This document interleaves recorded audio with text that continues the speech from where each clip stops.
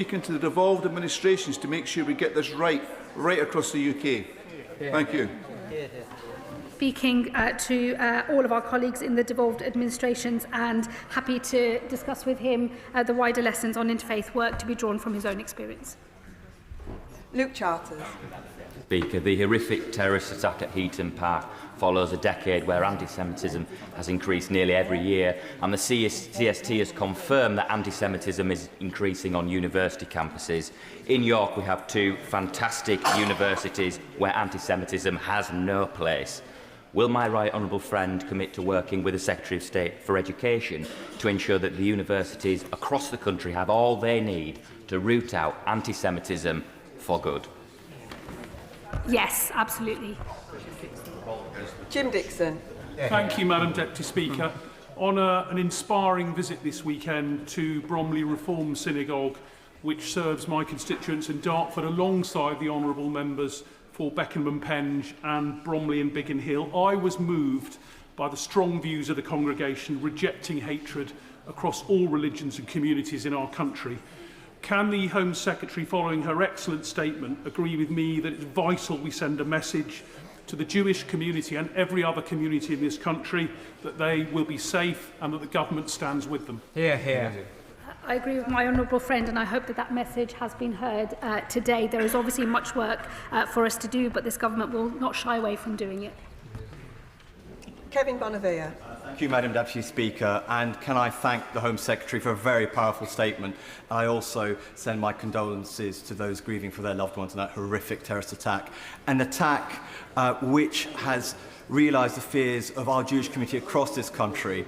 A constituent of mine in Stevenage wrote to me straight after that to say how scared she was for her husband who had gone to do security at Yom Kippur that evening. She also told me about how classmates of her son at school had wished he'd died in the Holocaust. She also told me about how people, other classmates, were talking about anti-Semitic comments during lessons in the Second World War.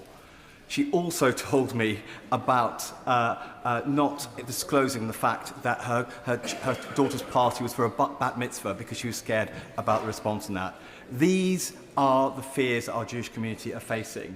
So while I welcome all that this government is doing in its deeds, in law and in its resources, the harder thing is how do we call out these small acts, so-called small acts for anti-Semitism, because they start that way, but where do they end? So I would ask the Home Secretary, how can we encourage all of us to call that out?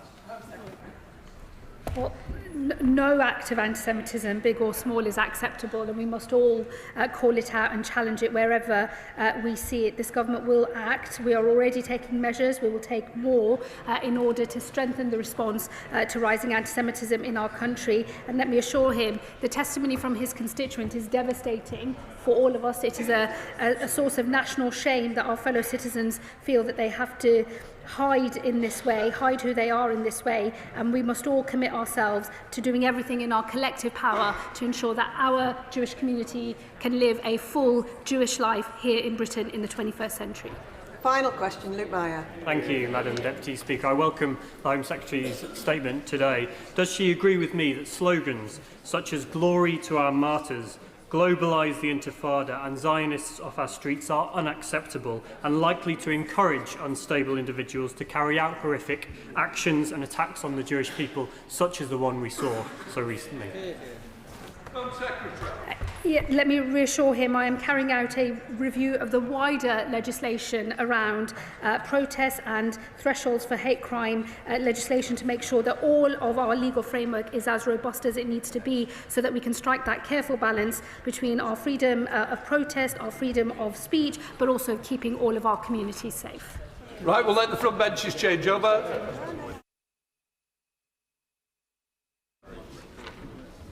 Right, before we come to the Minister's statement on the China case, before the Minister, I will wish to make a brief statement. Members will know that I've already put on record my disappointment that the charges against two individuals relating to espionage for the Chinese authorities have been dropped. Not only disappointment, but I'm very angry. It is of the utmost importance to me that all those who work in this Parliament are able to undertake their activities securely and without interference. I continue to seek advice from officials on what further steps might be taken to pursue the issue in other ways. I will be issuing an updated security guidance to members later today. I think there is something the government ought to be aware of. It is this Parliament that has been spied on. It is MPs who have been here.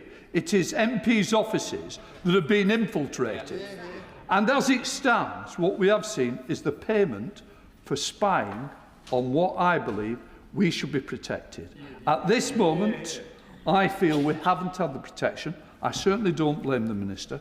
I know that he will be answering a lot in his statement and taking many questions. But I do want to put on record, I'm angry, I'm disappointed. My job is to protect Parliament. I feel we aren't getting that protection. I now call the Security Minister, Dan Jarvis. Well, thank you, Mr. Speaker. I want to update the House, with your permission, on the facts surrounding the collapse of the trial of Christopher Case and Christopher Berry. Christopher Berry and Christopher Cash. However, following on from the Home Secretary's statement, I also want to take the opportunity to express my deepest sympathies for the victims and families of those affected by the abhorrent terror attack that occurred at Heaton Park Hebrew Congregation Synagogue in Manchester on Yom Kippur. Tragically, 2 members of the UK's Jewish community lost their lives. They remain in our thoughts, and I know the thoughts of the whole House at this very difficult time. I also express my gratitude for the rapid reactions of emergency responders, the security services and members of that local community. 2 days later, a mosque in Peacehaven, East Sussex, was targeted in an arson attack. Fortunately, no one was injured. My thoughts, and I'm sure the thoughts of the whole House, will be with members of that local community there as well. We remain united in standing against hate in all its forms. Now, Mr. Speaker, as I told the House in September, the government remains extremely disappointed by the outcome of the Christopher Cash and Christopher Berry case. I understand the strength of feeling across the House and share the deep frustration that these individuals will not face trial. While the decision not to proceed was an independent one made by the Crown Prosecution Service, the government remains gravely concerned about the security of our democratic institutions and is crystal clear that our Parliament must and will be protected from espionage. That is why, Mr. Speaker, I am announcing today that MI5's National Protective Security Authority will be taking further steps to protect our democratic institutions from foreign interference, and I will set out more details on that in a moment.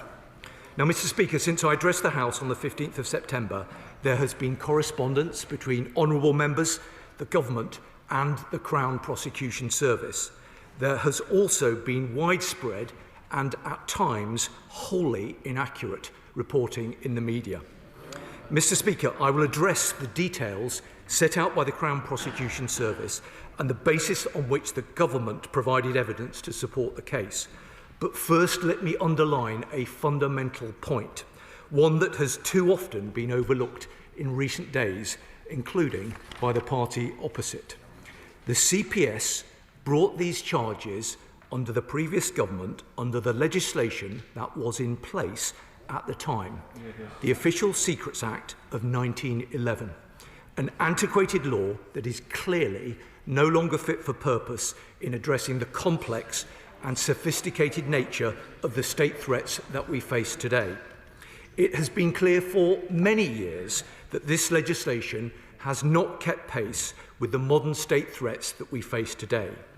It was evident that the Official Secrets Act was no longer fit for purpose as early as 2015, when Conservative ministers tasked the Law Commission with reviewing this antiquated legislation 10 years ago, Mr. Speaker. In 2020, the Law Commission and the Intelligence and Security Committee of this House were both clear that this legislation, drafted before the First World War, needed to be updated as a matter of urgency. It referred to espionage as any sketch, plan model, article, note, document, or information that might be useful to an enemy. These terms are archaic in the modern threat landscape that we now face. That is why, on this side of the House, we supported the passing of the National Security Act of 2023 on a cross-party basis, closing the loopholes that have been exposed by this particular case. Now, Mr. Speaker, the Director of Public Prosecutions has written to the chairs of the Home and the Justice Select Committee about this case, and it is welcome that these facts have been set out. He has made clear that charges were brought in April of 2024 based on the law as it stood at the time of the offences. The Deputy National Security Advisor, a senior official with very extensive experience in matters relating to national security, provided a witness statement in December 2023 under the previous government. Further witness statements were requested and provided in February and July of this year. All of the evidence provided by the Deputy National Security Advisor was based on the law at the time of the offence and the policy position of the Conservative government at the time of the offence. Every effort was made to provide evidence to support this case within those constraints. Now, the decision about whether to proceed with the prosecution was ultimately taken by the CPS, who were hamstrung by antiquated legislation that had not been updated by the previous Conservative government. Between front benches, please, this is very important. It's a serious matter. We can do without the side chatter. Thank you, Mr. Speaker. Despite the evolving nature of the state threats that we face, the DPP has given his assurance that the CPS were not influenced by any external party, any member of this government, nor any senior civil servant or special advisor working within it. And I want to be clear again today, as the government has before, that suggestions that the government concealed evidence, withdrew witnesses, or restricted the ability of witnesses to draw on particular bits of evidence are all untrue. The DNSA did not materially change its evidence and was under no pressure from anyone to do so. Mr. Speaker, what has changed is the CPS's assessment of the case law. The DPP has explained that the ruling by the High Court in a separate case, the Crown versus Rusev, ruled on the threshold for evidence needed to prosecute under the antiquated 1911 legislation. In light of this new judgment, the CPS independently decided to seek further evidence. But the fact remains that it was not the policy of the Conservative government to classify China as a threat to national security. As the Right Honourable Member for Braintree said as Foreign Secretary, summing up China in one word as a threat was, and I'm quoting, impossible, impractical, and most importantly, unwise. Now, I've listened with interest in recent days to advice from former Conservative ministers on how the UK should now define our approach to China. But I must remind them and the House that what matters is what their policy was in government. The previous government set out its position on China in the 2021 Integrated Review, where they described China as a systemic challenge to UK security. In the Integrated Review refresh of 2023, they described China as an epoch-defining challenge. That's why, and as the Prime Minister has explained, the current government's policy position was immaterial to the assessment that was made by the CPS. Now, ministers cannot retrospectively change policy that existed under the Conservative government. And as stated before, the CPS decision to drop the case was not influenced by any member of this government, nor special advisor or senior official. Now, Mr. Speaker, in this moment of profound global change and insecurity, These matters have led to discussion about this government's approach to China. So let me set that out before the House today. We must tackle the threats China poses, from cybersecurity attacks, foreign interference and espionage targeting our democratic institutions, to the transnational repression of Hong Kongers in the UK. This government is unequivocal. The first duty of the government is to keep people safe, and we fully recognise that China poses a series of threats to UK national security. Yet we must also be alive to the fact that China does present us with opportunities. It is the world's second largest economy, and together with Hong Kong, the UK's third largest trading partner. The only way to act in the UK's best interest is to take a long-term and strategic approach. This means working in close coordination with Five Eyes and wider allies to build collective resilience against the threats that China poses, investing in our intelligence services and being unequivocal about our position on human rights. It also means developing a consistent and pragmatic approach to economic engagement without compromising on our national security. To that end, let me set out the recent actions the government has taken to strengthen UK security against state threats, including those posed by China. MI5's National Protective Security Authority has today launched new guidance to protect the UK's democratic institutions from foreign interference. The guidance will help honourable members in this and the other place, members of the devolved legislatures, local councillors, mayors and elected representative staff to better understand the nature of the threat. It also provides simple, effective steps for individuals at risk to protect themselves, their teams and the integrity of our democratic processes. This guidance will kickstart a wider cross-government action plan that is being driven through the Defending Democracy Task Force to reduce foreign interference and espionage threats to UK democratic institutions. This will be delivered in close coordination with the Parliamentary Security Authorities. Now, I'd like to take a moment to urge all members of this House to be alert and to follow the guidance. I also urge members to take up the National Cyber Security Centre's important opt-in service for members of both houses. The government also remains steadfast in its commitments to holding China state-linked actors accountable for wide-scale cyber espionage. In September, NCSC co-sealed a US-led technical advisory calling out Chinese state-sponsored cyber threat actors targeting global networks, including here in the UK. I can reassure the House that we continue to keep all tools under review and will act as necessary to reduce their threat. Now, Mr. Speaker, the government is also committed to legislate to further strengthen safeguards against foreign interference.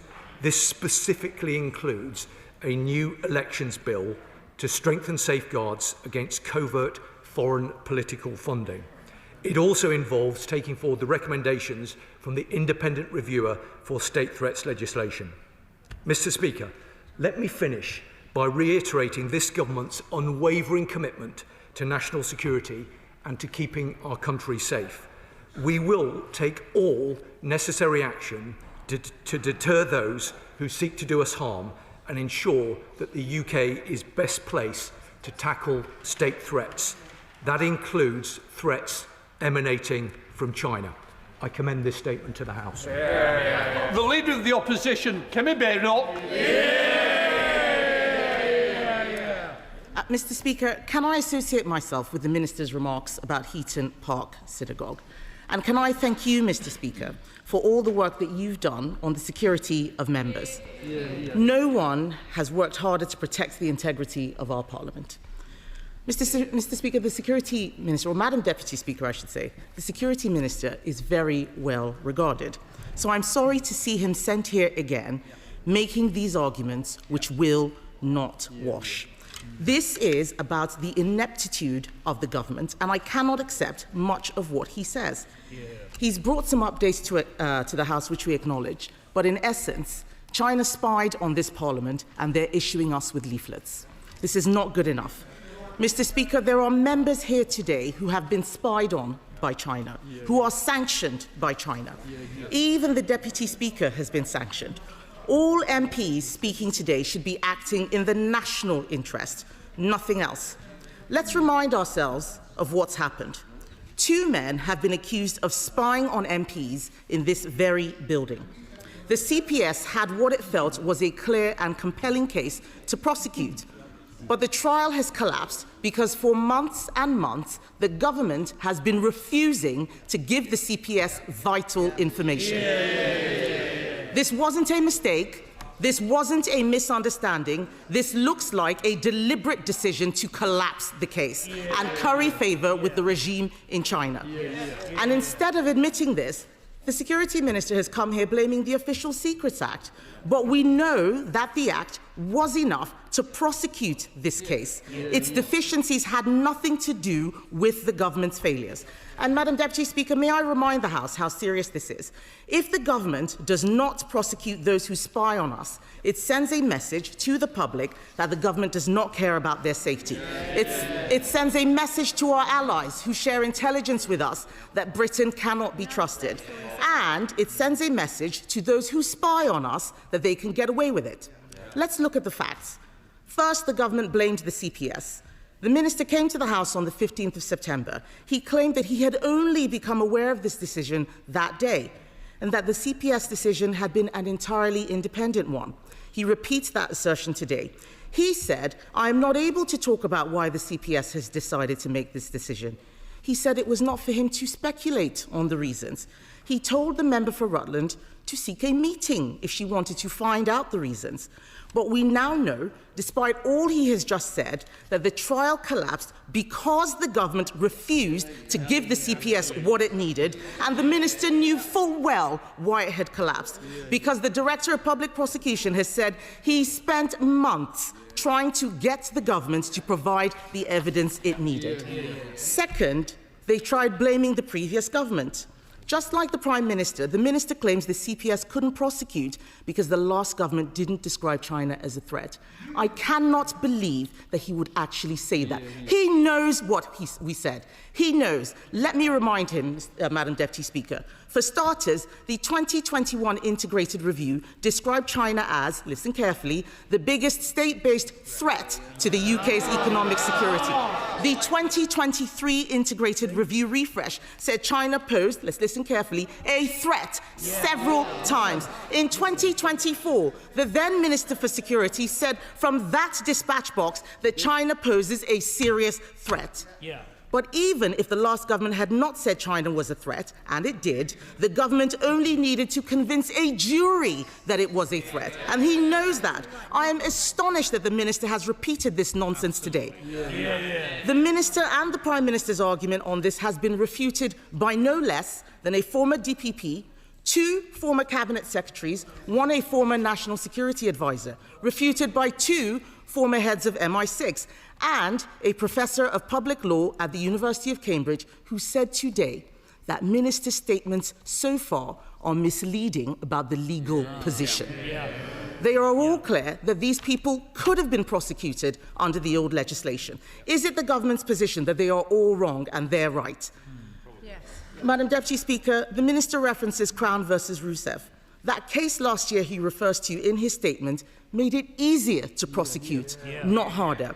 And as the former Director of Public Prosecution says, recruiting people to spy on MPs of itself clearly constitutes a threat to national security. Only this government could mess that up. Madam Deputy Speaker, we know that the National Security Advisor, Jonathan Powell, has a very close relationship with China. Are we supposed to believe that he was not involved in the substance of the case and discussions around that, as they say? What does that even mean? He was in those meetings acting in the name of the Prime Minister.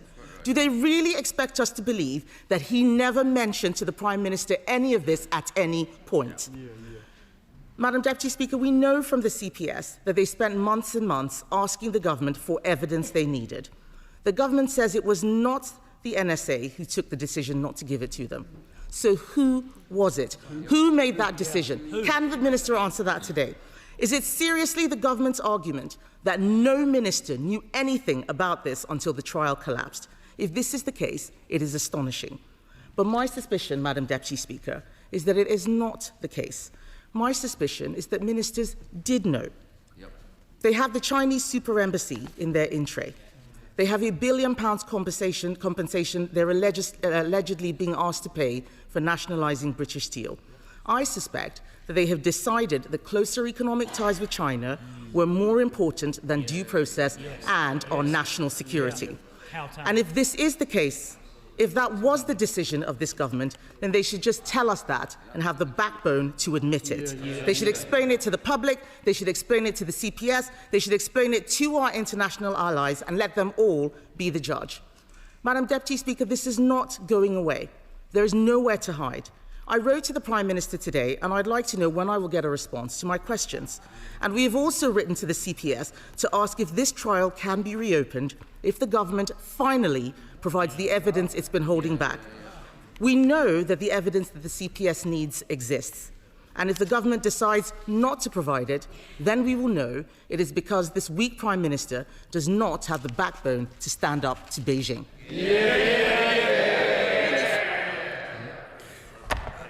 Madam Deputy Speaker, I do find it genuinely astonishing that at no point the Leader of the Opposition acknowledged that all of these acts that we've been talking about this afternoon happened when she was in government, on her watch. And also, because I believe it's important to discuss these matters in a fair and reasonable way, I particularly made sure that she had early sight of the statement I was intending to give her ample opportunity. She clearly has not read the statement. She either didn't read the statement or didn't listen to what I said, because she's asked me a number of... Order. This statement is very, very important, both to me and to my constituents. Please, let's hear the Minister. Minister.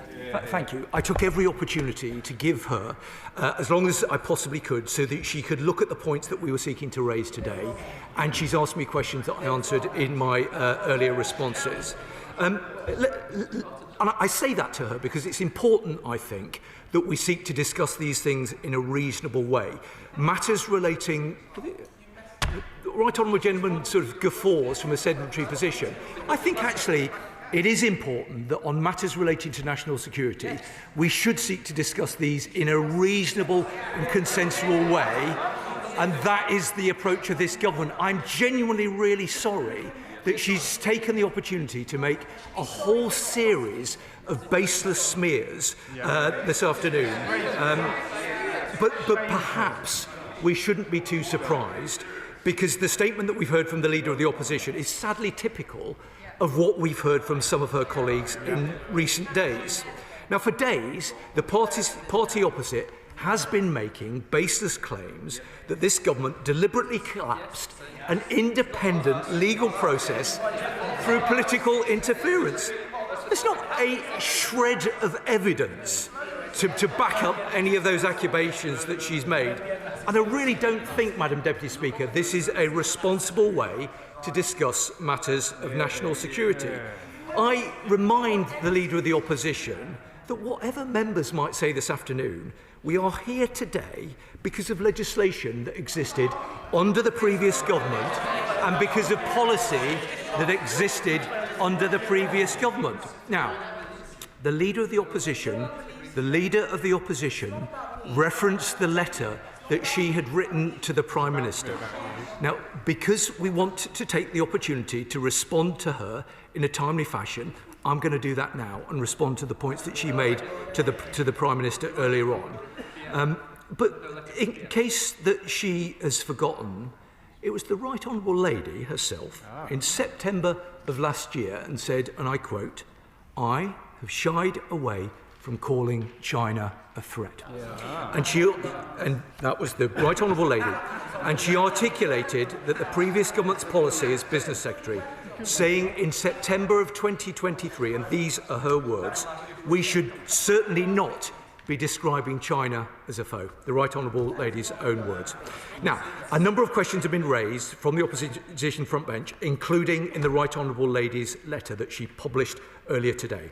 And I'm very happy to set out the government's response to the answers that she has asked. First, on the question of what ministers knew about the government's interactions with the CPS. Ministers were aware that evidence was being provided by the Deputy National Security Advisor to the CPS as they built a case for prosecution, as was first agreed under the previous government. Ministers and special advisors did not take decisions about that evidence, and they were not cited on the contents. The Deputy National Security Advisor was given full freedom to provide evidence without interference, as was the case before the general election. Second, on whether the Prime Minister was briefed by ministers or the National Security Advisor about this case. She asked that question in her letter.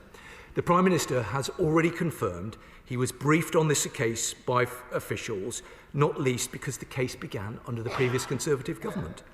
Third, there have been various reports alleging that in a meeting in September, the National Security Advisor ruled that China could not be defined as a threat and took decisions relating to witnesses or evidence.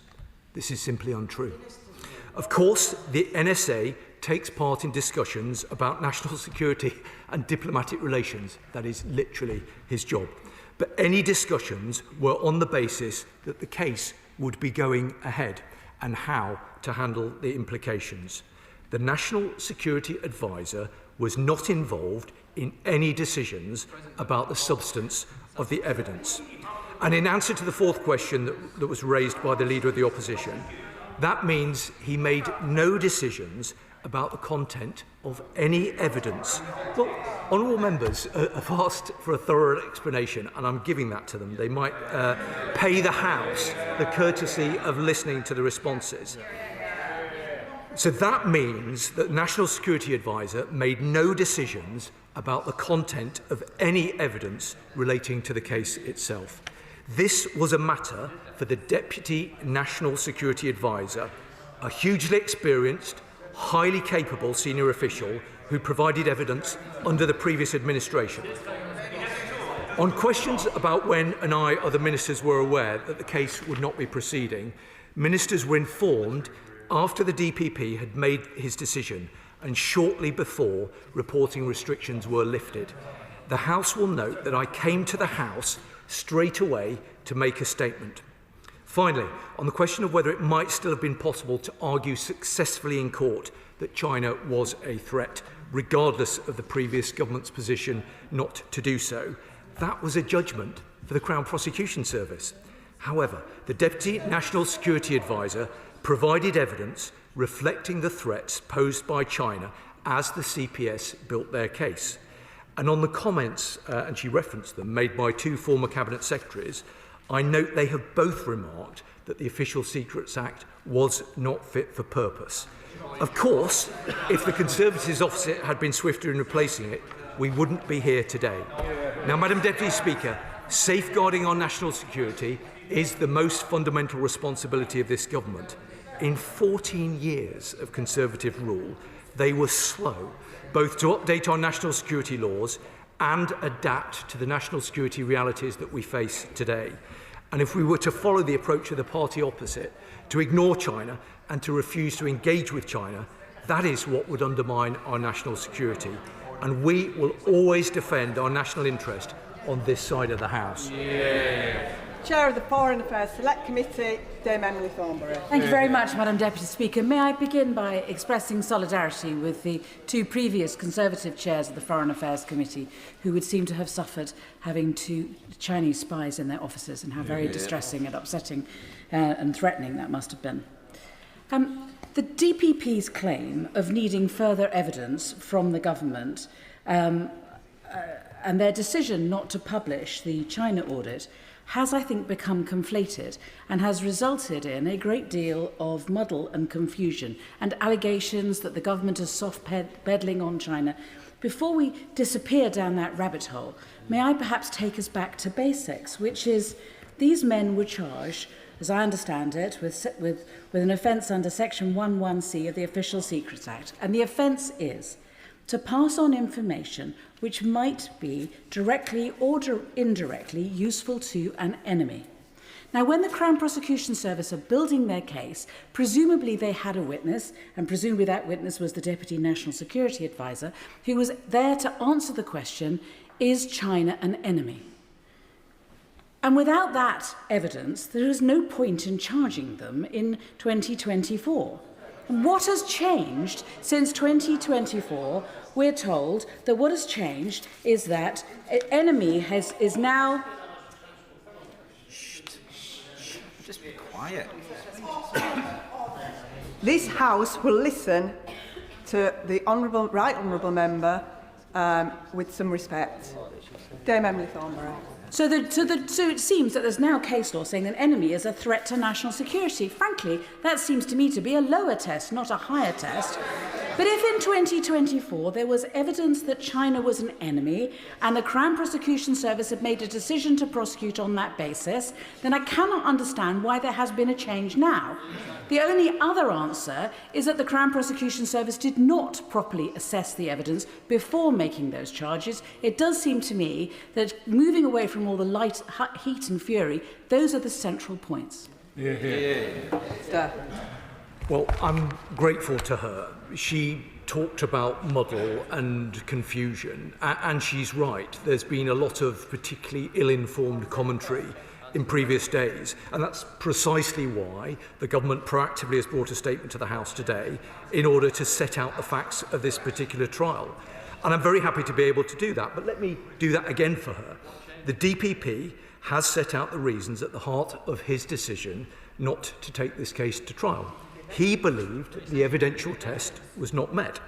The DPP took an independent decision on the evidence, as was set out in his letter of the 7th of October.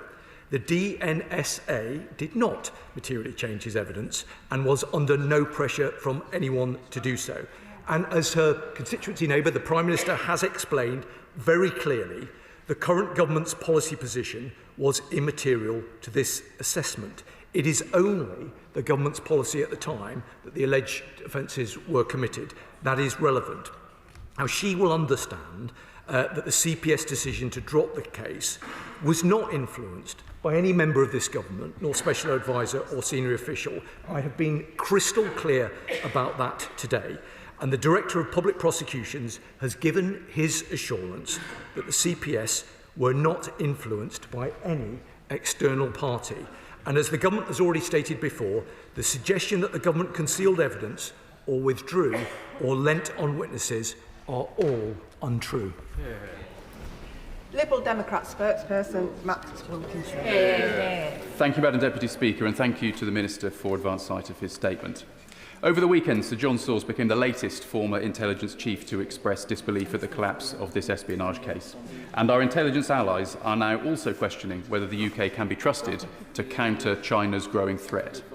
It's vital that we have a clear answer on who in government is responsible for the failure to bring this case to trial. Sadly, instead of clear answers, we have heard ministers over the weekend delivering vague and cryptic lines to tape. The nation has a right to understand which figures within government were involved with it in this process, not to proceed with a prosecution. Now, given the minister's statement that the government has not concealed the evidence or suppressed anything, will the minister commit to publishing a timeline? Who knew what? When did they know it? Who said what and when? Will he publish correspondence between all officials, politicians and advisers involved with the CPS? If he will, we can gain the clarity that we need and the British public needs today. Can the Minister confirm again with full confidence that the Prime Minister or any individuals who act on his behalf played no role in any decision to prevent the supply of relevant evidence to the CPS that might or might not include words of gentle encouragement either way? We must learn the lessons from this appalling episode so that we can have confidence in the ability of our national security laws to protect our interests and protect our democracy. That is the job of us in this House. This is the only way to provide the British public with the answers that they deserve and that they demand, and to rebuild the UK's credibility with Five Eyes allies. So will the government commit today to holding a statutory independent inquiry into the China spying case? Now, we know China poses a clear threat to this country's interests and values.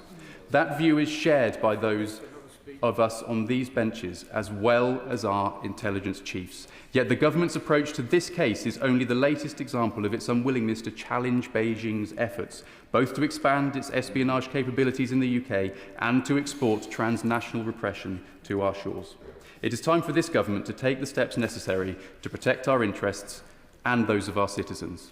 Working with the CPS, will the government look at all legislative options to prosecute the two individuals involved? Those options are still available. Will the government today block the application for the Chinese mega embassy? And will the minister add China to the enhanced tier of the Foreign Influence Registration Scheme? I'm grateful to him and I welcome him to his new role. As he may know, I'm a regular visitor to his constituency and I pay tribute to the important national security work that takes place there. He's asked me a number of questions and with great respect to him, I hope that he will concede that I have responded to a number of them already.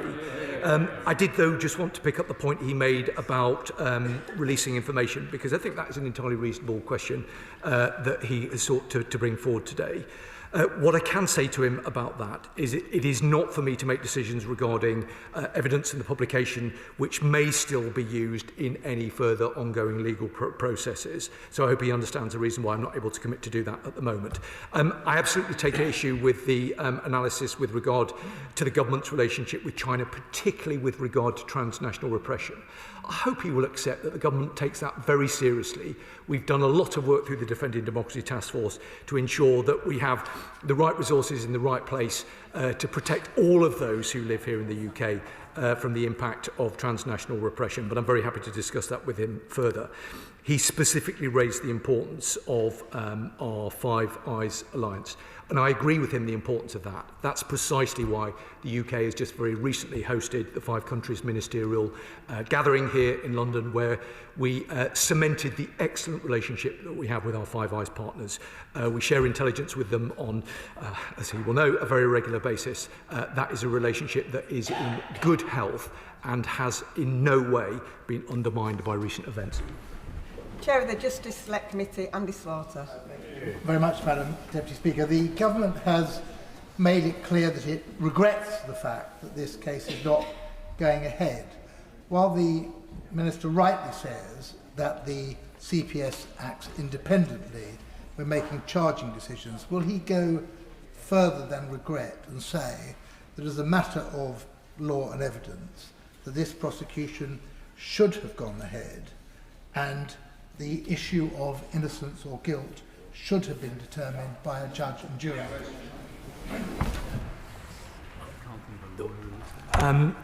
A huge amount of time for the honourable member. The expression that I used both on the 15th of September and again today on behalf of the government was that we are extremely disappointed. That is the expression that we have used again today.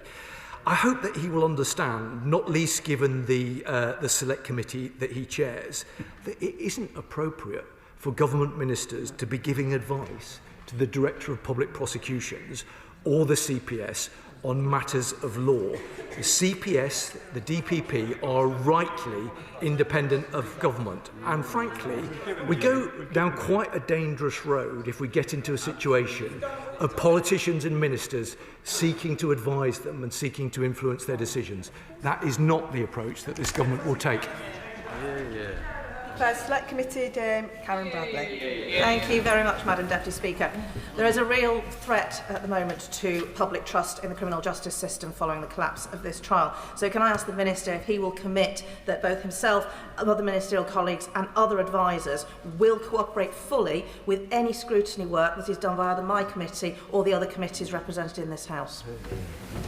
I can give her that absolute assurance. The government and both of the departments in which I serve take very seriously the importance of parliamentary scrutiny.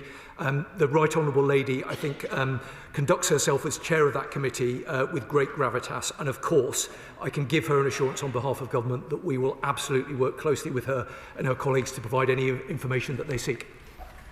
Dame Meg Hillier. Thank you. Madam Deputy Speaker. And following on from the point made by the Chair of the Home Affairs Select Committee, it is vital that Parliament is able to examine what's happened here. The government has made a commitment to transparency. We have a wrinkle in the fact that the National Security Advisor has been appointed as a special advisor rather than as an official, which means that he is having to appear in front of a committee of this House in camera.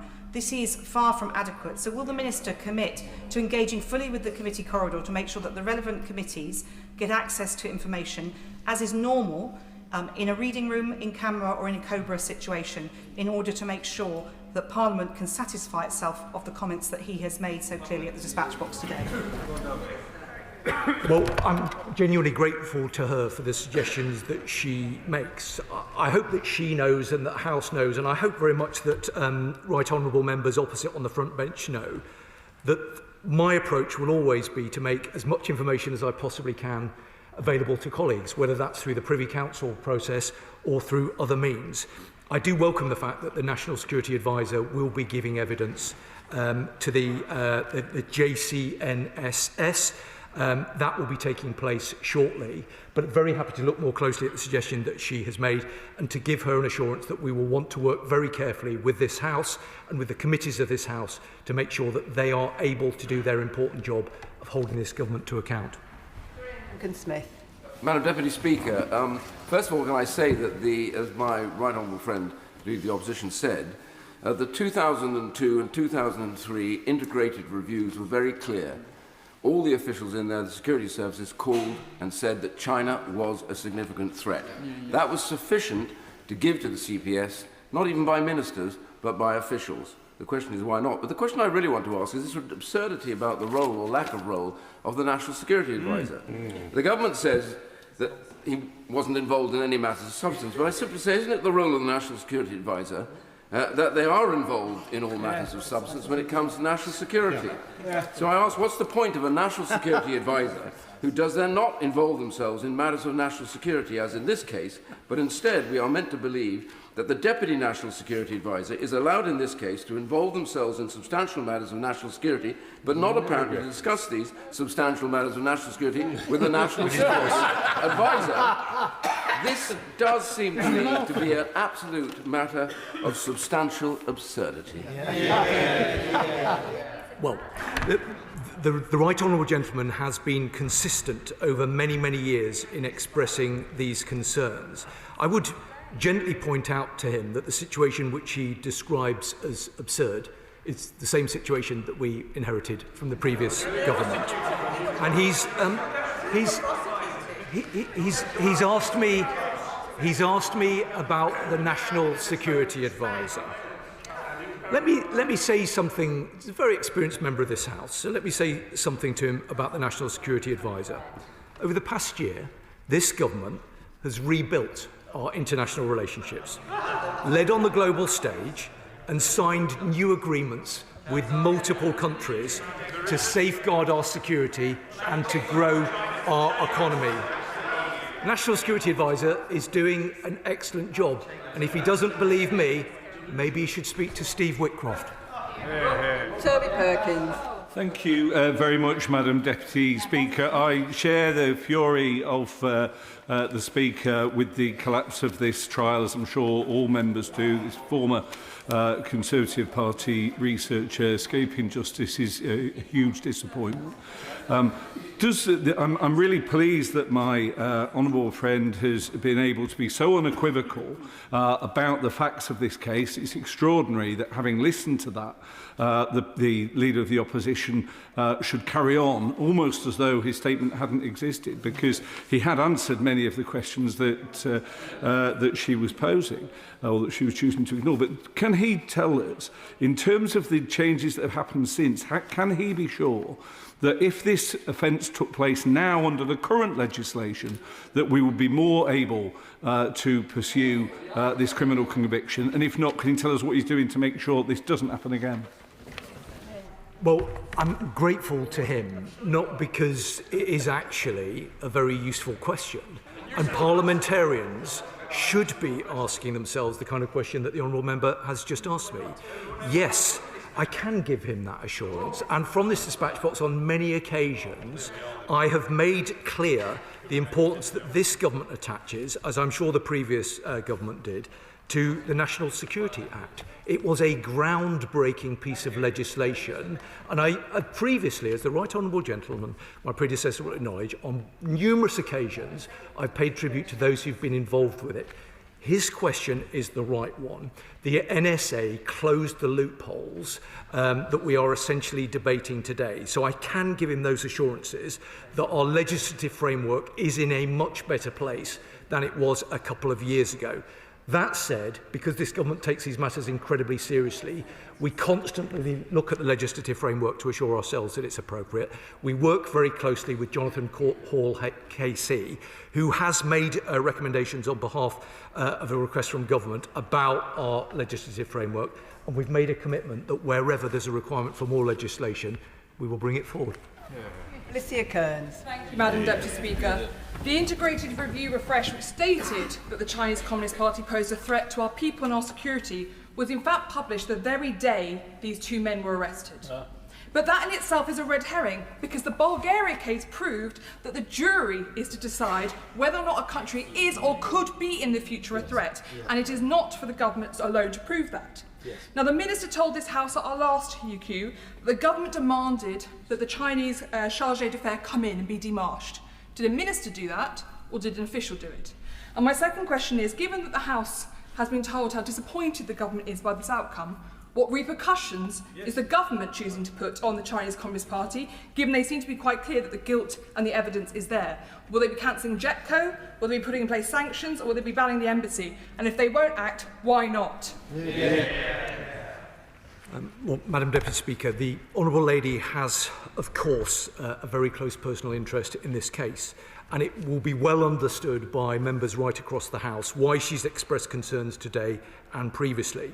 Now, I'm sorry that she doesn't feel that the government's response is adequate, but I will, and I give her this assurance, I will endeavour to ensure that this government does as much as we possibly can to work with her and her right honourable friend to ensure that she can have the confidence that the matters that she's referred to aren't able to happen again. She specifically asked me about the démarche that I referenced in my... It was a statement, not an urgent question, on the 15th of September. I can tell her that, obviously, as she will know, that was done through the Foreign, Commonwealth and Development Office, but I'll come back to her with more details about that, should she wish. Arthur. Thank you, Madam Deputy Speaker, and I thank the Minister for his statement and introducing some facts to this debate. I can see that some alternative realities have come crashing down. But I do want to focus on the future and the commitment he's given to protect democratic life in the UK, in particular the cyber security measures. I mean, he will know this will rely at least in part on the Computer Misuse Act 1990. If my memory serves right, Madam Deputy Speaker, that was when a 386 Amstrad was the best computer you could get. He will know many people think this Act fails to distinguish between malicious actors, state or otherwise, and cyber security professionals working in the public interest, perhaps a democratic interest. Can he commit to looking at this anomaly? Thank you. Well, I'm grateful to him, not least for the point he made about facts matter. They really do. And that's why I've come to the House today in order to set out facts so members across the House can make a judgment about how they wish to proceed. I also think he makes a very important point about both cyber security and the ongoing review of the Computer Misuse Act. I can give him an assurance that we take these matters incredibly seriously. In fact, I will have more to say about it shortly. Tom Tugendhat. Thank you, Madam Deputy Speaker. The Minister in his place and I have been friends for many, many years, and so it gives me no pleasure to say this. The statement that he has read out today, no doubt under instruction, has thrown out more chaff, set up more straw men than a Russian disinformation campaign. It's pure fabrication to claim that those are the relevant points, and sadly he knows it. He knows it because we discussed many of these issues when he was in opposition and I was in his place. He knows it because The various different security and defence reviews that have been updated in the last 4 years have set out the clear position of the threat. He knows it because when I sat or stood at the dispatch box, as he does, on the 15th of April 2024, I made clear the position of China being a threat. And he knows it, I'm afraid, because the truth is the Right Honourable Lady, the Chair of the Foreign Affairs Committee, set out exactly the right question. Yeah. And that is that the DPP has asked a very clear question. Why have we not had the information in time for these cases to proceed? He didn't say that the evidential threshold wasn't met. If it had not been met, then this arrest should never have happened, and he should be rightly hauling the head of MI5, the head of the counter-terror police, and the Treasury solicitor before him for abuse of power. He's not doing that because he knows the threshold was met. Instead, he should read the words of the DPP. The threshold is no longer met. Now, no longer means that there has been a change. There has been a change because something has changed. Now, that change could either be a commission or an omission. And from what we've heard today, from the way that the government has very carefully used language, it sounds much more likely that something has not been done than that it has. Now, as my friend knows, simply ignoring an order is not the same thing as not receiving one. And I'm afraid what this has done and what this statement does is advertise that the UK is not willing to defend itself against threats from hostile states. And I know that's not a position that he wishes to advocate. Well, the Right Honourable Gentleman is, of course, as the House will know well, personally invested in this issue. And honourable members will understand the history and the reasons for the concerns that he's expressed. And I understand why he takes the opportunity to express them today and on other occasions. Now, the government fundamentally agrees with some of the concerns he's expressed, though clearly not with his subsequent analysis. Now, he'll have noted the point that I've made today about the issuing of guidance from the MPSA. We've published that today, and I hope that he will acknowledge the determination that exists from myself as the Minister and from colleagues right across government to provide assurances and to satisfy the concerns that he has. And one of the ways in which we'll do that is through the Defending Democracy Task Force, which he was a founding member of. I can say to him and to the House that provides the fulcrum point for us dealing with many of these matters right across government. It is something that has had its mandate refreshed by the Prime Minister, and it is a mechanism that we invest a lot in. It will seek to provide us with some of the answers that we need to give him the assurance that he seeks. I hope that he will understand that I'm stood ready to meet with him and the Honourable Lady to further discuss any concerns that they might have. He may not be satisfied today, but I will do what I can to provide that satisfaction and assurance as we go forward. Jogi. Thank you very much, Madam Deputy Speaker. My constituents in Newcastle and Lyme will welcome the clarity from the Minister that China is indeed a threat. And let me finish. Those threats to our national security don't just take place here, they take place overseas too. And I'm increasingly troubled, Madam Deputy Speaker, by the actions of the Chinese government in former British colonies across the world, not least in Africa. They are looting minerals, destroying nature and damaging democracy. This impacts us here too, and for far too long, Britain's been missing in action. We've let China run riot, and enough is enough. So can I ask the Minister, what engagement has he had with the Soft Power Council to ensure that they keep national security in mind as they carry out their work? And can I urge him to work with colleagues across government, particularly in the Foreign Office, because we need to get serious to China and fast, and that requires a cross-government approach. Yeah. Well, I absolutely agree with him that these are matters requiring of a cross-government approach. I mean, that is precisely the way that this government seeks to proceed with them. I mean, I think it is fair to say that the government has referenced concerns about the issues that he's raised on a number of occasions, but I'd be very happy to discuss them with him further should he wish to do so. David Davis. The Minister used the Rousseff case in his own defence. Yes. In that case, the Court of Appeal set the clear precedent that the appropriate definition of an enemy state is not down to what the government says, Yes. It's a state which behaves like an enemy. Exactly that. The judge stated plainly, and I quote him, There is no reason, in our view, why the term an enemy should not include a country which represents a current threat to the national security of the United Kingdom." End of quote. So throughout the duration of this case, there's been ample evidence, including from the ISC, from the current director of MI5 and others, that China represents a threat to our national security, including at the time when Mr. Berry and Mr. Cash were acting as spies. So the Prime Minister's comments on this are frankly nonsense, and it's time, frankly, that we stopped kowtowing and took a stand against China.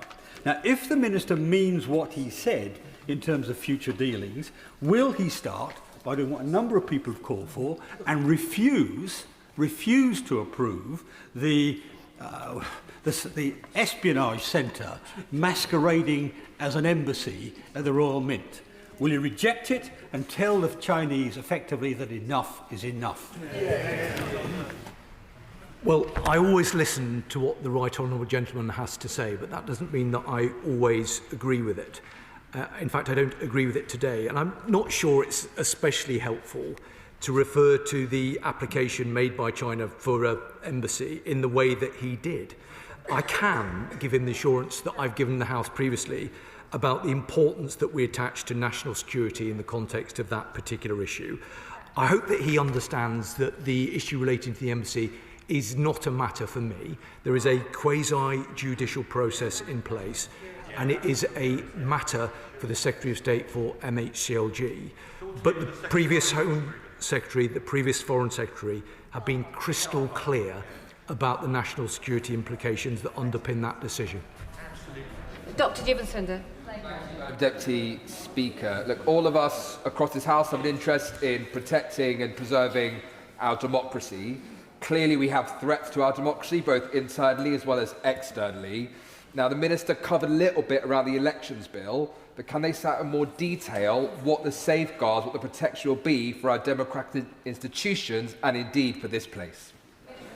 Well, I'm grateful to him, and it is a really important question that he's asked, because in July, the government published a policy paper outlining its proposals for an election and democracy bill, which we will introduce as the elections bill as soon as parliamentary time allows.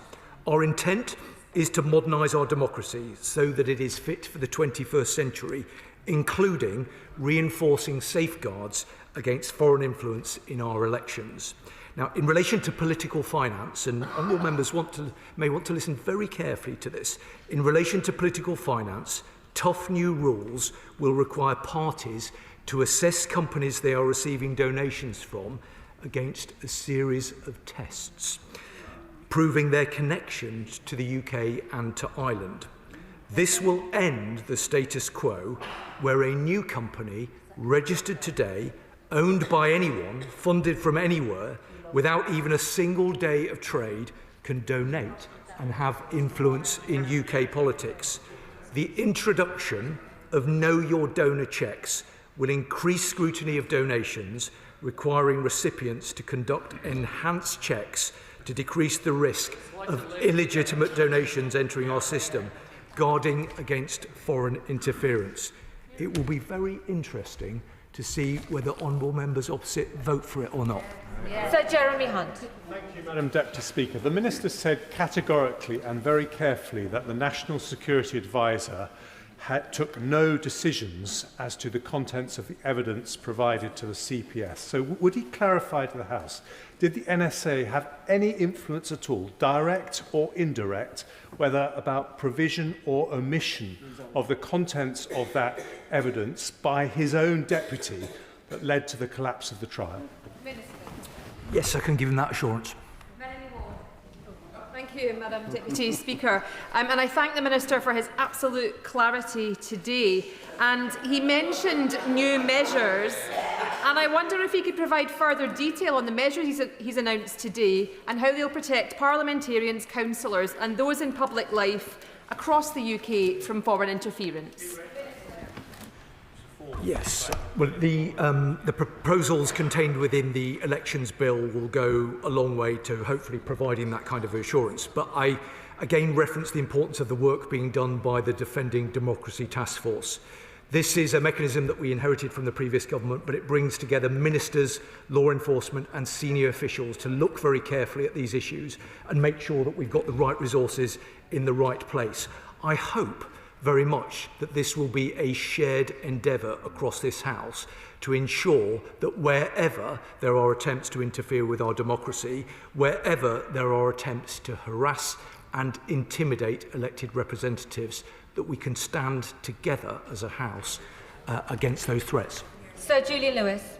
Thank you, Madam Deputy Speaker. The Minister says that it's a matter for another department to decide about the Chinese embassy, and that's certainly true about whether they should have a new embassy or not. But the proposed new embassy is so large that it would be the biggest embassy of any country anywhere in Europe. That has national security implications, and if he wants to encourage people to believe that the government isn't cozying up to communist China, he should make recommendations accordingly. But may I just ask him about the extract that he read from the 1911 Act? I will read a slightly fuller one, though still with ellipses. It says, if any person, for purposes prejudicial to the safety or interests of the state, obtains or communicates to any other person any document or information which might be directly or indirectly useful to an enemy, he shall be guilty of felony. My reading of that is that the felony lies in the disclosure to anyone at all. It doesn't have to be to an enemy directly. So whether or not China was regarded as an enemy at the time, the nature of the sensitive material disclosed itself was a felony, even if it was disclosed to a China that was not regarded as an enemy. So surely the trial should have gone ahead. Well, as the right honourable gentleman knows, I always value his sage advice and listen very carefully to what he has to say. Given the well, it's true, Madam Deputy Speaker. He asked about the embassy. I mean, given some of the nonsense that's been spouted about the embassy, I think what we do need to do is provide a Privy Council briefing for him and for other Privy Councillors so we can dispel some of this nonsense. And I'll be very happy to take that away. In terms of his second point, as he knows, these are points of law and these are matters for the CPS and for the DPP. They are not matters for ministers. Emily Darlington. Thank you, Madam Deputy Speaker. I welcome the Minister's clarity on tackling threats that China poses, including to the transnational repression of Hong Kongers in the UK. That will be of real reassurance to the many BNO nationals who live in Milton Keynes. I would like him to go into further detail, particularly in the context of the Parliamentary Intelligence and Security Committee's report on Russia's interference in Brexit and the Nathan Gill case that's just completed on 8 counts of bribery coming from Russia. Of course, he at the time of taking these bribes was a close colleague of some of our MPs on the other side of the House. How will the new elections bill stop the interference from political funding that we are seeing gaining more and more ground here in the UK and has a real threat to our democracy? Can I ask the Minister to be brief and on point regarding what this statement is actually about? Minister. Well, I'm grateful to her. The safety and security of Hong Kongers in the UK is of the utmost importance, and any attempt by any foreign power to intimidate, harass or harm individuals or communities in the UK will not be tolerated. In terms of the second point that she made and not wanting to get in trouble with Madam Deputy Speaker, I would just say that using a position of public office to effectively further Russia's malign interest while benefiting financially will not stand. It is a betrayal of our democratic values and of our electorate. Right. Thank you very much, Madam Deputy Speaker. The Minister has told us that his government's assessment of China is a mixture of national security threats and opportunities for engagement, including economically. But will he accept that is exactly the assessment made by the last government? And that combination, with reference to the the act we are concerned with and the offence that we are concerned with doesn't require a country only to present a national security threat, simply that it does so, perhaps in combination with other things. But that's the key point. The Minister's been very clear about that. So can I ask him this? Can we be clear on what happened with the government's evidence? Was it the case that the government could find no evidence on the point of China presenting a national security threat? Was it the case that the government internally decided that the evidence it could find would not meet the CPS's requirements? And if so, who made that determination? Or was it the case that the government did supply evidence to the CPS on that specific point and the CPS decided it wasn't significant enough? And if it's the latter, will the Minister either publish the evidence to the House, or if he doesn't think that's appropriate, and it may not be, would he give authority to the Deputy National Security Advisor to share that evidence in full with the Intelligence and Security Committee? Absolutely. Well, I have a lot of time for the right honourable gentleman, not least because he brings an almost unique perspective, both in terms of his understanding of the law and of matters relating to intelligence. I think he correctly made the observation that ultimately any government strategy with regard to China has to take consideration of national security issues, but at the same time, I think any fair-minded, reasonable government has to understand the economic opportunities that exist. Now, as a former Attorney General, I know that he will not recommend that I get into the business of second-guessing judgments and decisions that were taken by the DPP.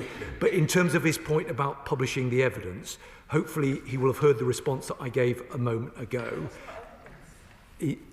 I'm responding to your right honourable friend's question.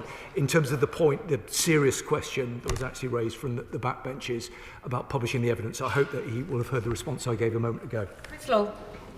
Madam Deputy Speaker, the Minister states, and I quote, that we will take all necessary action to deter those who seek to do us harm, and that includes threats emanating from China. Yet despite ongoing transnational repression of Tibetans, Uyghurs, Hong Kongers, continued cyber security attacks in this country, members of this Parliament being sanctioned and spied upon, there appears to be no consequences for China, and the UK Government instead gives in to the coercive bullying behaviour. So a very straightforward question. If the Minister is serious about deterring this behaviour and these threats, will he take the necessary action and include China on the enhanced tier of the Foreign Influence Registration Scheme? Yes or no?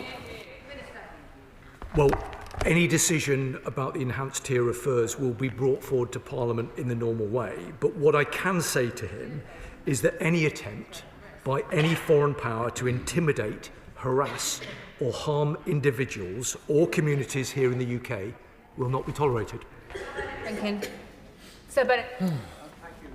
Mr. Speaker, since we know the very basic facts, which is that the Director of Public Prosecutions asked for a statement from the government to clarify that at the time of the offence, China was a threat to national security, and then he goes on to say in his letter that such an assurance or evidence or a statement from the government was not forthcoming.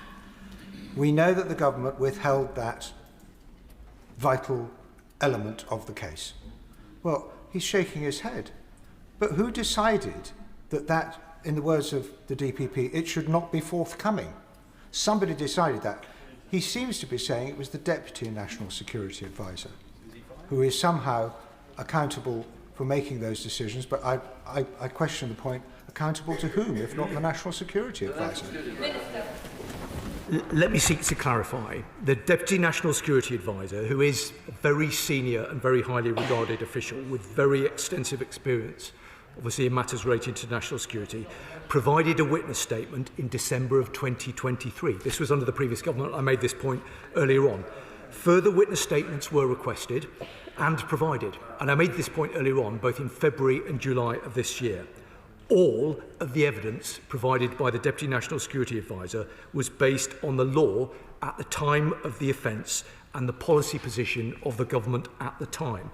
I can give him an assurance. Every effort was made to provide evidence to support this case within the constraints that I've just outlined. The decision about whether to proceed with the prosecution was ultimately taken by the DPP and the CPS, who were hamstrung by antiquated legislation. Madam Deputy Speaker, I admire the government's attempts to pin this on the previous Conservative government. It's an endeavour I'd usually join them on, but on this occasion I can't, because the argument simply doesn't stack up. The argument seems to hinge on the Conservative government's classification of China as a threat to national security. That's not a formal classification, that's one that needs to be substantiated, and the government seems to be arguing that it wasn't, because, for instance, in the Integrated Review refresh of 2023, it was merely described as an epoch-defining challenge. And yet in that same paragraph in that report, it talks about the Chinese Communist Party as presenting state threats to the UK's democracy, economy and society. In reports by the Intelligence and Security Committee of the same year, we talk about its ambition at a global level posing a national security threat to the UK.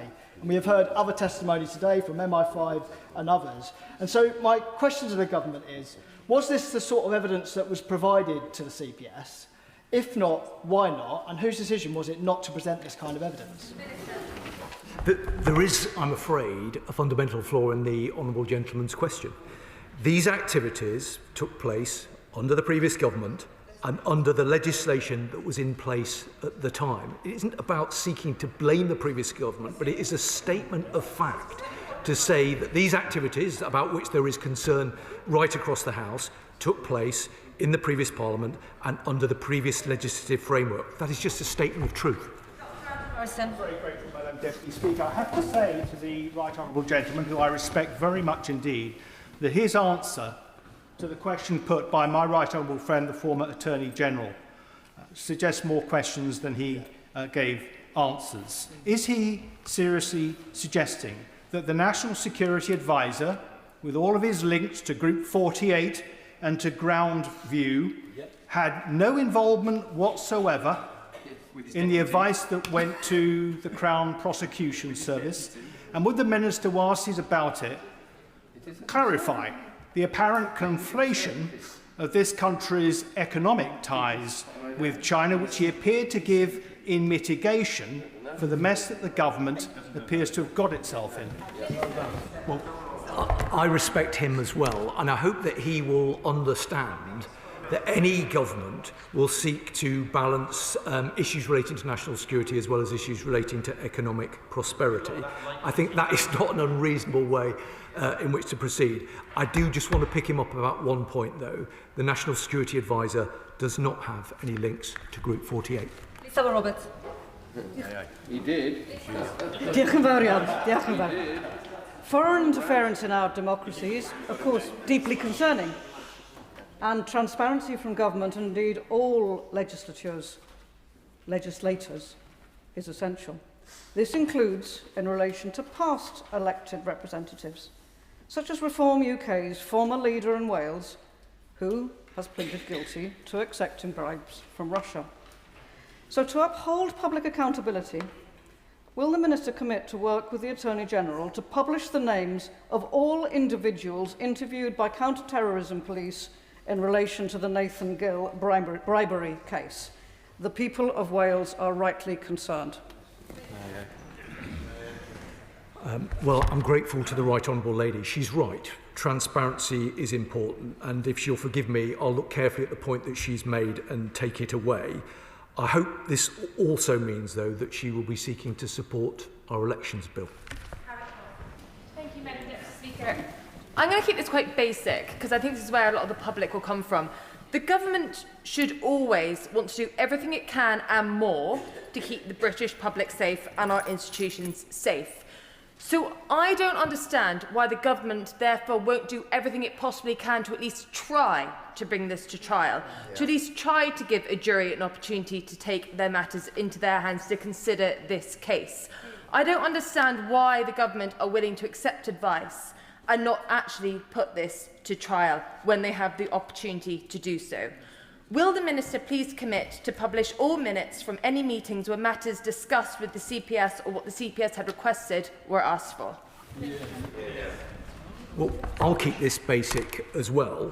This government will do everything that we can to keep the public safe. And she will have heard the response that I gave previously with regard to publishing issues. Thank you, Madam Deputy Speaker. The stench emanating from the collapse of this Chinese spy case makes a manure heap seem positively floral. The bottom line, Madam Deputy Speaker, is that everyone's disappointed, everyone thinks there's enough evidence, everyone seems to agree that China is a security threat. And yet the case has collapsed and China has been given essentially carte blanche to carry on spying in the United Kingdom. I have it on good authority that senior figures in Washington now fear that Five Eyes has become Six Eyes. The one thing that has changed since charges were made in April 2024 is the National Security Advisor. So will the Minister commit that the National Security Advisor will appear and answer questions in person to any parliamentary committee that wishes to have those questions answered? The honourable member talks about stench. He's got some brass neck, given what's gone on in his party recently. The National Security Advisor is a special advisor, and given the reference to the United States, I would again point the honourable member in the direction of President Trump's policy advisor, who has just this morning praised the contribution made by the NSA. Blackman. Thank you, Madam Deputy Speaker. The problem the government has is that the story keeps changing, either each day or within a day. And the honourable member who's obviously giving the government position now is giving us one view, which completely contradicts the messages were made by government ministers over the weekend. Clearly, he's referenced huge numbers of meetings that took place, with greatest respect, he wasn't present. So can he agree now that all those meetings and the minutes of those meetings be published so that everyone in this House can understand what has happened? If that's got to be done under certain rules so that the public doesn't get access to that, fair enough. But the reality is that until such time as the government comes clean, the stench of this is going to continue. Let me give an assurance to the honourable member that I take very seriously the points that he has made. Clearly, there will be a legal dimension to all of this, but I'm very happy to go away and look at the point he's made, and I'll come back to him. Ford. Thank you, Madam Deputy Speaker. In 2023, the Intelligence and Security Committee published a report on China in which it wrote that China was a whole-of-state threat. In the government's 2023 public response to the ISC report, the government wrote that it recognises the committee's concerns about the long-term strategic challenge. The ISC had used the word threat rather than challenge. Does the Minister regret that in 2023 the government's response to the ISC report on China did not use the word threat? Well, with respect to him, I'm not going to get into critiquing whether they should have responded in a different way, because that is a matter for them. But he referenced the important work of the ISC. The government does consider that the ISC has a very important role to play in Parliament. They are obviously independent of government, and clearly it will be a matter for the Chair and for the Deputy Chair and for the wider committee to take a view about how they wish to proceed. But he referenced a specific report. All of that material would have been available to be considered by the CPS. Dr. Luke Evans. He is the Security Minister. I've been in here for almost an hour and a half, and I haven't actually heard him say, was China spying on Parliament, or is it even a consideration that it is spying on Parliament? I've been crystal clear. I think that China,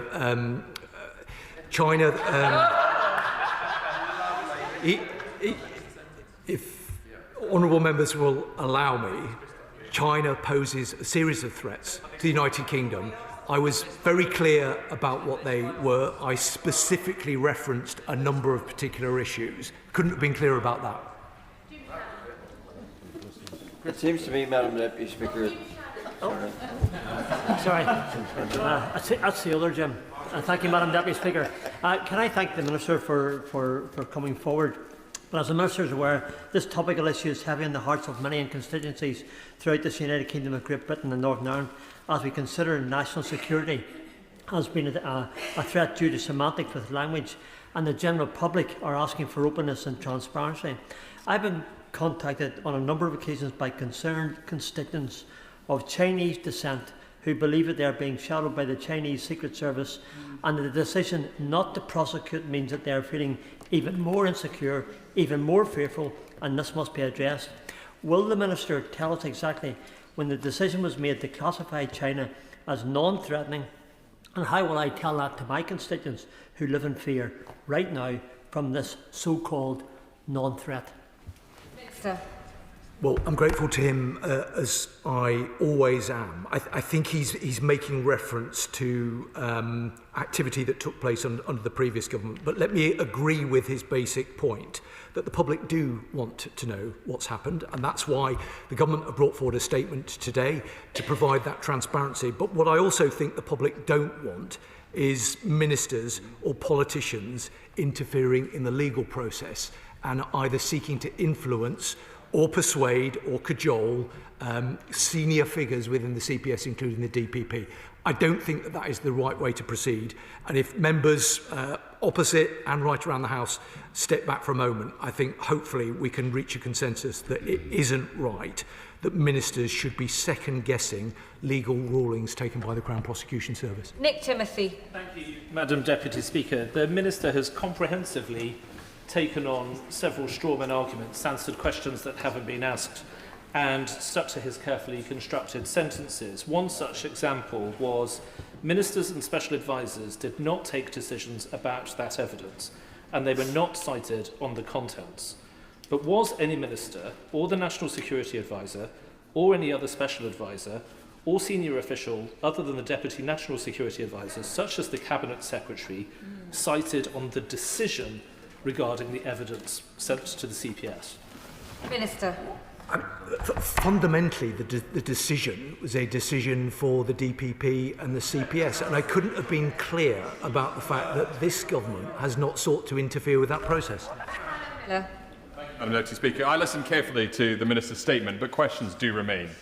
The Minister says that China poses threats. So we can know the scale of those threats, will the government now publish in full the China audit? The Minister says the government will act against transnational repression of Hong Kongers here in the UK. So will the government now implement targeted sanctions against the officials in Hong Kong and Beijing responsible for the bounties? And the Minister says the government will legislate against foreign influence. Will he ensure that the new elections bill tackles not only covert, but all foreign political funding, tightening up the opportunity for foreign actors to influence our politics through corporate donations? Minister. Well, the Honourable Member referenced the China audit. I'm sure that he will acknowledge that the then Foreign Secretary came to the House to give a statement specifically on the China audit. The reason that the China audit hasn't been published is because it is at a higher classification than would normally be published.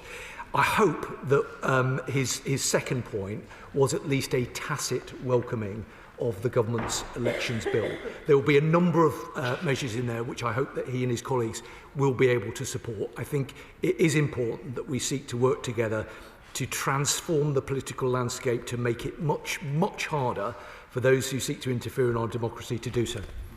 Mullen. Thank you, Madam Deputy Speaker. The Minister's made great play for the need to work on a cross-party basis on this issue. Can I gently suggest to him the time to do that was before the case collapsed, not asking us to do that afterwards. The Minister's lent heavily on the idea that it's what officials are willing to say about the threat or otherwise that China presumed, but officials don't make government policy and don't state the positions of the UK government. Ministers do. And so is there any good reason why the government, if it was struggling to find an official to describe in a written statement that China was a threat, they couldn't ask, for example, the former security minister, who was happy to do that at the dispatch box, who would give a statement, and many other government ministers, former government ministers, who I'm sure would have happily given evidence that China was a threat and enabled the case to proceed. What possible reason was there for not doing that? Minister. The Honourable Member talks about making great play.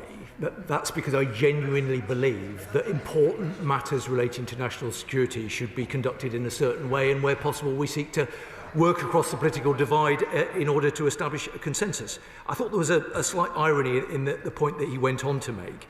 I agree with him. Ministers are accountable, and if members opposite want to hold ministers to account, that is absolutely a matter for them.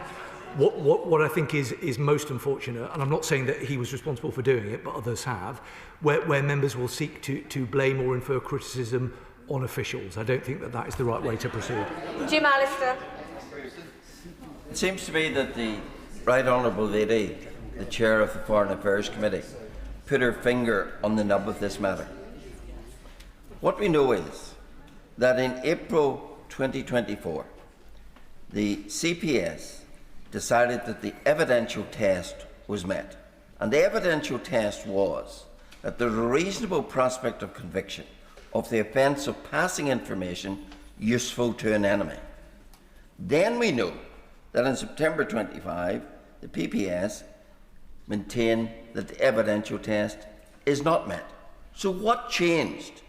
Who changed it? How did we move from the evidential test being met to the evidential test not being met? Was evidence that was before the PPS withdrawn? Was it found to be unreliable?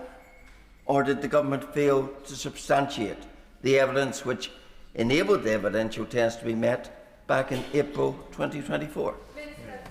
Well, with great respect to him, that's what I was at great pains to explain in my opening remarks. David Reid. Thank you, Madam Deputy Speaker. Does the Minister agree that the government has now set a perverse incentive for British officials where admitting espionage problems with China is seen as rocking the boat? No, I don't agree. Harry Wilson. Madam Deputy Speaker, the government hasn't had a great record in the court recently. Kneecap's case had been thrown out because paperwork wasn't correct, and now we have the spy case not proceeding because evidence wasn't provided. The facts of the matter are this: that China now controls many of our supply chains. China holds a lot of our national debt, and China is an important part of the economic framework in the United Kingdom because of investment in strategic industries. The general public may not understand the intricacies of how a case is built up and who's involved in it. But can the Minister understand that despite his excuse-ridden statement today, many people in the public might be coming to the conclusion that national security is being sacrificed because the government is not prepared to deal with the increasing economic dependency that we have in China? No, I don't agree with him. There will be those, including in this House, who will seek to simplify the nature of the relationship to a single word. I think more sensible, fair-minded colleagues, and certainly the public, will understand that there are difficult choices that have to be made. But fundamentally, this government's approach will always be to ensure that we put our national security first. I've been crystal clear about that today. I've been crystal clear about it previously. But that doesn't mean that we shouldn't seek to look for economic opportunities to trade with a country where there will be some economic advantage in us doing so. That seems to me entirely reasonable, completely pragmatic, but we will proceed on the basis that our national security comes absolutely first. Ben Obsejecti. Deputy Speaker, last month the Security Minister came before the House and stated that he wasn't happy with the decision not to prosecute. I asked him why the government was dithering over formally challenging China, having excluded them from the enhanced tier of furs, and he suggested that the government was not doing this.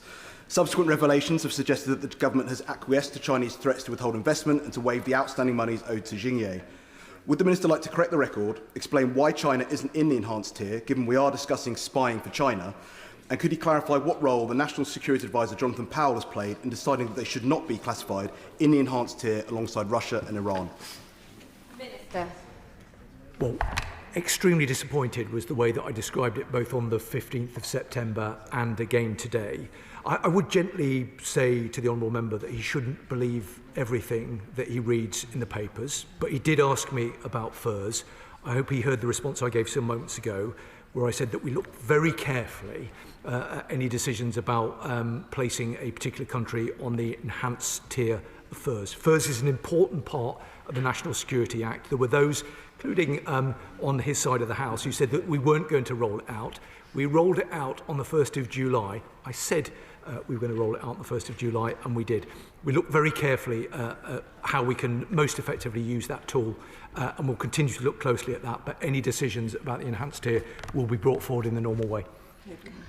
Bradley Thomas. Thank you, Madam Deputy Speaker. The government says that they want to take a long-term and strategic approach to China, but that's exactly what China does, whether it's increasing control over supply chains to gain leverage over the West, whether it's their Belt and Road programme and the debt trap diplomacy associated with that abroad. This is nothing less than a concession to an authoritarian regime, and this plays into their hands as they want to continue gaining economic and military leverage over the West. The head of the CPS said that he requested evidence from the government to allow the case to proceed. The government did not provide this evidence. Why not? And is it still the government's view that it's impossible to argue in court that China is a threat? Minister. With respect to his final questions, I think I've taken every opportunity to try and provide the government's response to those. I wasn't entirely clear of his critique of a long-term strategic approach, whether he thinks it's a good thing or not a good thing. I think it is a good thing that governments think carefully and strategically about their role in the world and the nature of the relationships that they have with countries like China. Yes, we have to be clear-eyed. Yes, we have to always defend our national security. But yes, we also have to ensure that we look for opportunities to contribute to economic growth as well. Point of order to do with this very statement. Point of order, Neil O'Brien. Thank you, Madam Deputy Speaker.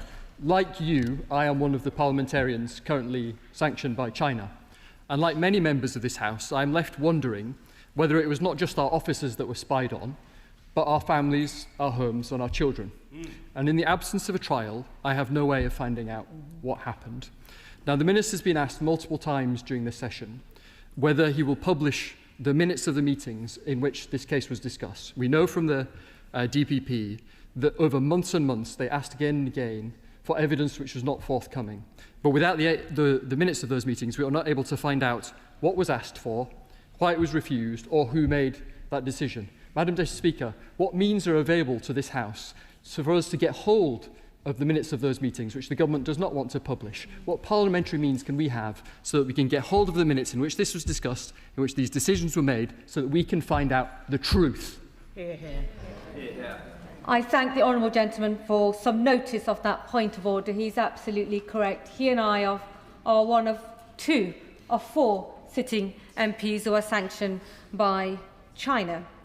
I have been advised to say that he should seek advice from the Table Office as a first step to see how these documents can be published. Another minister has said repeatedly in responses to colleagues across the House that some material may or could be made public at some point. I'm not sure what that material will be or on which format, but I've no doubt that he will seek advice from the Table Office to make sure that information is made available if it can. Unless the Minister wishes to respond to that point of order, I will let that fall and move on to the next statement.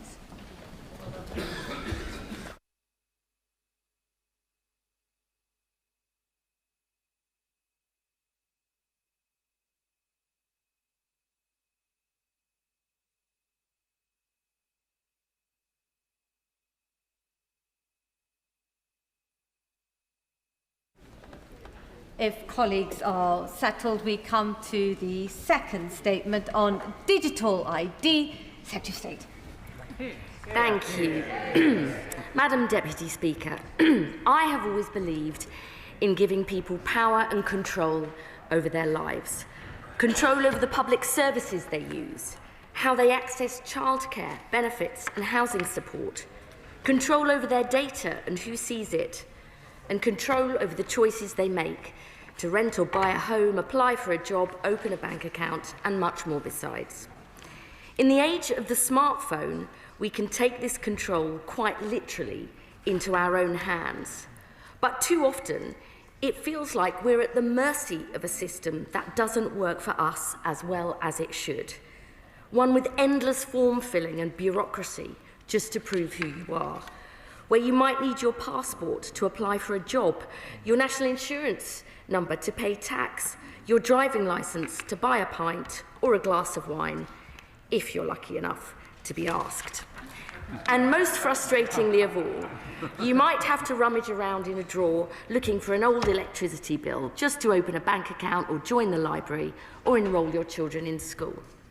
It's time to fix this, to put power back in people's hands, to get more out of our public services, and to bring the UK into the modern age. Madam Deputy Speaker, there are 3 reasons why we want to introduce a new free digital ID available to all UK citizens and legal residents above the age of 16. First, it's about giving people greater agency over their lives. In over 15 years as a local MP, I think I've lost count of the number of people who've come to me because they have struggled to get the public services they need or had to battle for support from different parts of the welfare state. I'm sure many honourable members will know this is a frustratingly similar story.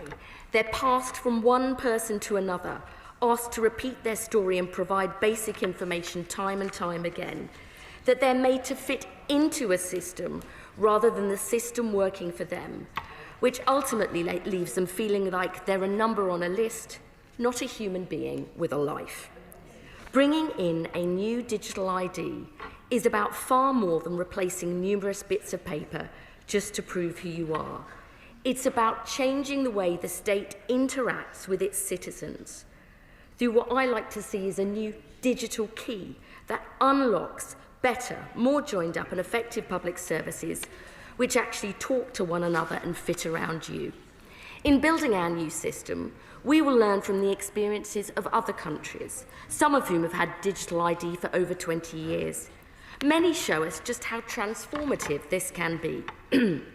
In Denmark, a graduate applying for jobs only has to log into a portal once, and their ID automatically links to their school records, saving them retyping their qualifications each time. In Finland, a parent can go online to register their children for daycare without uploading a payslip or putting in their salary, and the site automatically calculates the right fee. And in Estonia, a digital ID means that when you have a baby, you don't have to go to a local office to register the birth or sign up for childcare benefits or apply for nursery places. It happens automatically from day one in the hospital, so parents are free to focus on what matters most.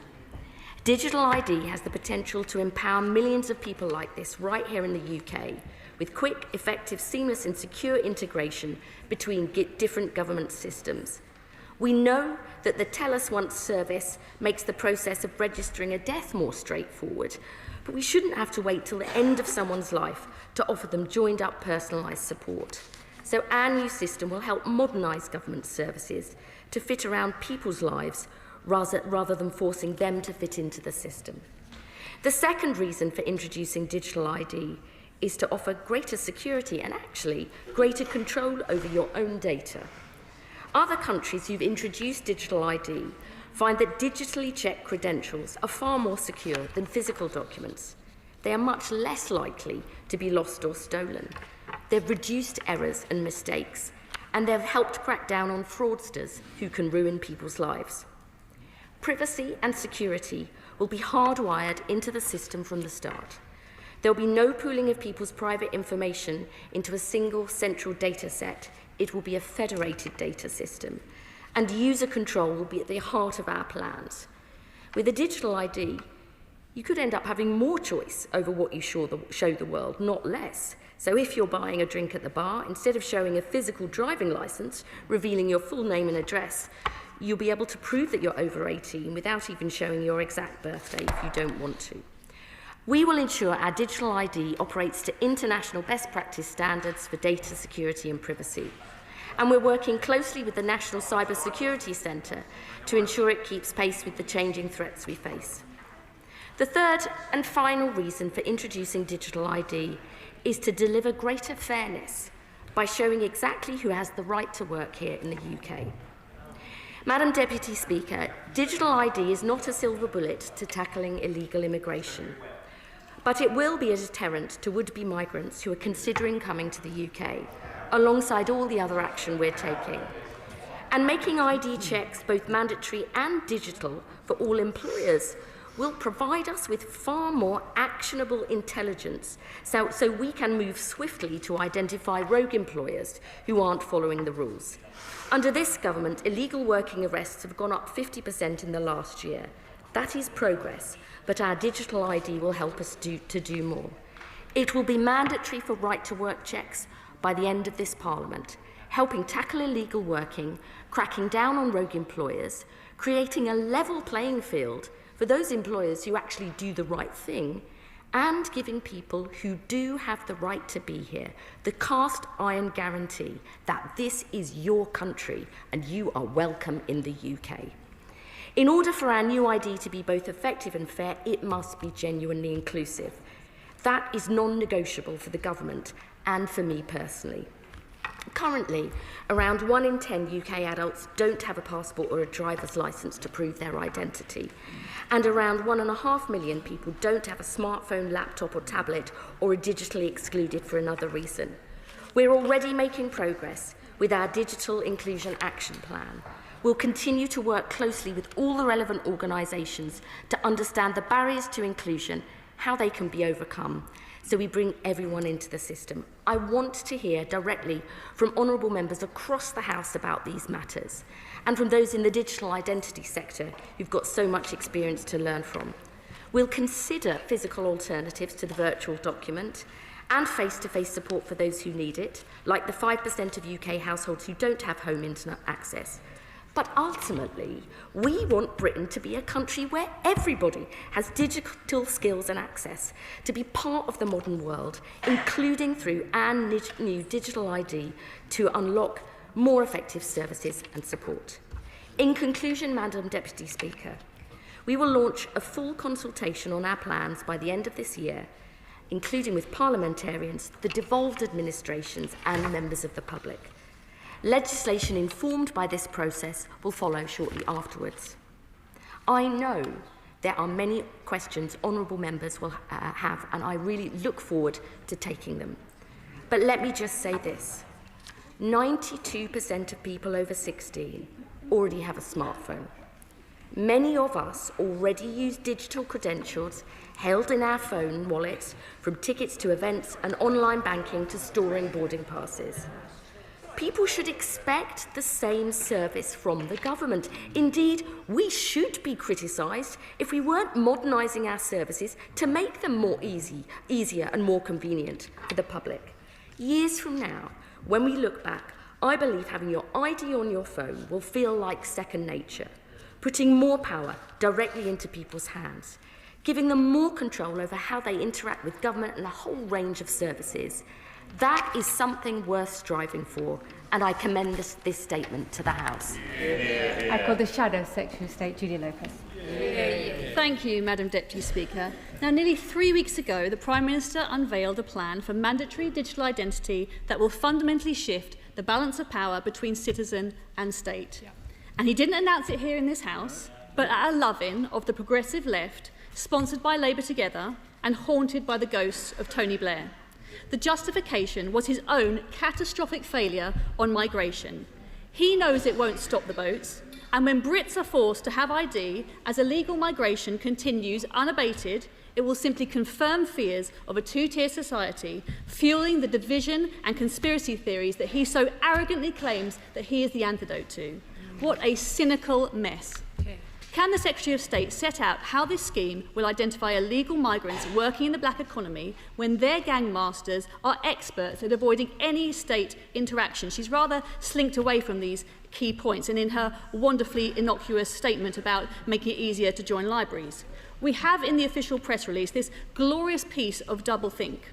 It will not be compulsory to obtain a digital identity, but it will be mandatory for some applications. When employment itself requires government-issued identity, you cannot meaningfully consent, Madam Deputy Speaker, unless, of course, you never want to work. And here is the fundamental issue. In a free society, the burden of proof has always rested with government to justify its actions to earn our trust. But mandatory digital identity reverses that.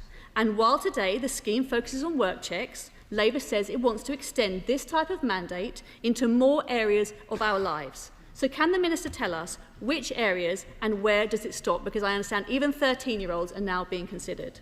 What about those without digital access? Labour has deprioritised gigabit rollout and published a very worthy digital inclusion action plan without any action. The Prime Minister points to Estonia and India as models that we should seek to replicate, despite serious cyber vulnerabilities. The UK's own sign-on system was breached during red team testing this very March. When 2.8 million people petitioned against the plan, the government assured them it would adhere to the highest security standards. So can she confirm to us here today that the system on which her mandatory ID will be built already meets those standards and that the NCSC will publicly back her up? This crafty scheme was not in Labour's manifesto. Even the Cabinet thinks this whole thing is a fantasy. The Secretary of State cannot even bring herself to tweet about it. Why does the Prime Minister keep handing her his steaming messes to scoop up? The migration argument having totally bombed, the migration argument is totally bombed, and you heard it here today. She and the Prime Minister are now reframing this whole thing as the route to better online services. No more rifling around utility bills. Her whole statement today, not an ID you hear today, not an ID, a key. But they are deliberately conflating two very different things. Better, more convenient online services were already coming in. We already had right to work and rent checks, convenient DBS checks, driving licence renewals, all designed with choice, consent and privacy in mind. Paper options retained, nobody forced down the digital route, and trust as the key. Private identity providers enabled.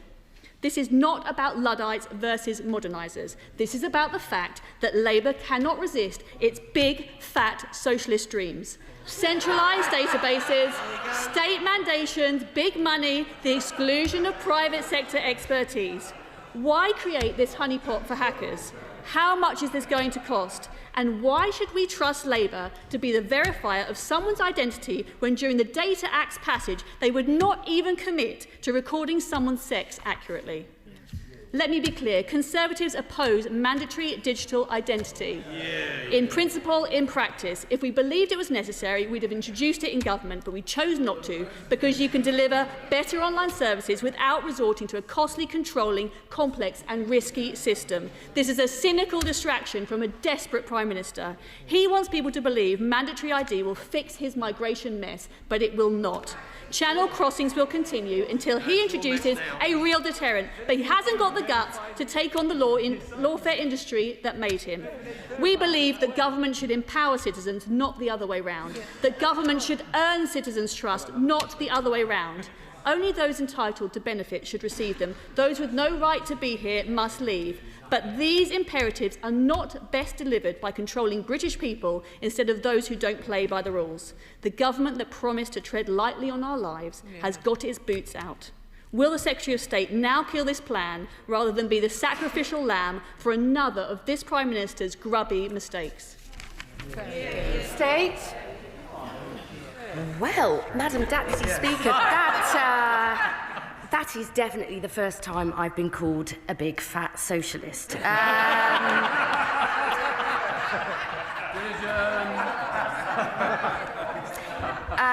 The Honourable Lady asks how this will help crack down on illegal immigration. By making making the digital ID mandatory and digital will really help us get more actionable intelligence about rogue employers and who are doing the checks that they are required to do and who aren't, much more swiftly and automatically. Secondly, the Honourable Lady talks about those who are digitally excluded. As I said in my statement, I take that issue extremely seriously. And we actually have a digital inclusion action plan. They didn't do one for 10 years. If they cared so much about it, perhaps they would have done. She, understandably and rightly, and I'm sure we'll have lots of questions about having the highest possible standards here, and we will be working to international best practice standards. One of the things I would say is there are not many advantages about lagging behind so many other countries that have digital ID. But one of them is we can learn from their experience when things have gone wrong, how they've improved their security, and that's what we intend to do. But I just want to finish by saying this, Madam Deputy Speaker. The Honourable Lady comes to the dispatch box with that fire and brimstone, but I think it's quite interesting about how what she says is different from the Shadow Home Secretary, who back in February backed the idea, saying there were very significant benefits. In August, he said they should consider it. Their leader in June actually said she'd actually moved her position on digital ID, and if it could answer difficult problems, then yes, that's something they would look at. You'd think it was still summer, the amount of flip-flops we're seeing on the other side of the chamber. They're not serious, they're not credible, and until they are, they're not electable. Select Committee Chair, Chian Warren. Thank you, Madam Deputy Speaker. The Secretary of State is absolutely right to champion access to a consistent, trusted digital ID. All of us online have digital IDs aplenty already: Facebook, TikTok, HMRC, Tesco's. So she's right to bring the benefits of one digital ID to my constituents. But making digital ID mandatory for everyone seeking work is poking a stick in the eye of all those with security, privacy and/or government capacity concerns. Concerns my committee will be examining as part of our work on digital government.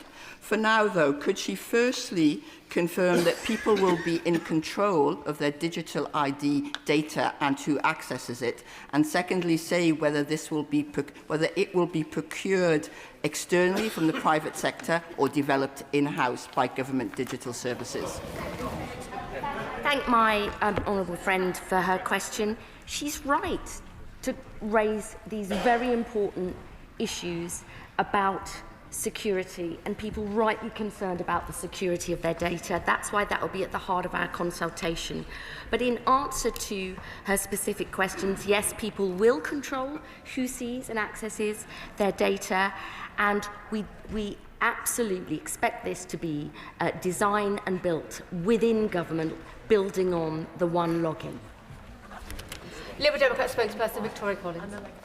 Thank you, Madam Deputy Speaker. And I thank the Secretary of State for advance sight of this statement. But quite frankly, I'm disappointed that this is how we start the conversation on digital ID in Parliament. We Liberal Democrats believe that freedoms belong to citizens by right, and yet the government's plans for digital ID for every single working person risk eroding the hard-won freedom to control the way we live our lives. They risk excluding millions of vulnerable people from their own society, and they risk wasting billions in public money chasing expensive solutions that won't work. It is yet again a gimmick to tackle irregular migration, something I'd hoped was reserved for the Conservatives. Yet again, by eroding public trust with these rushed, retrofitted policies, the government have squandered an opportunity to use technology to improve public service by bringing people with them. And all of this was announced weeks before it could be scrutinised by Parliament for a scheme that will impact every single working person in the UK.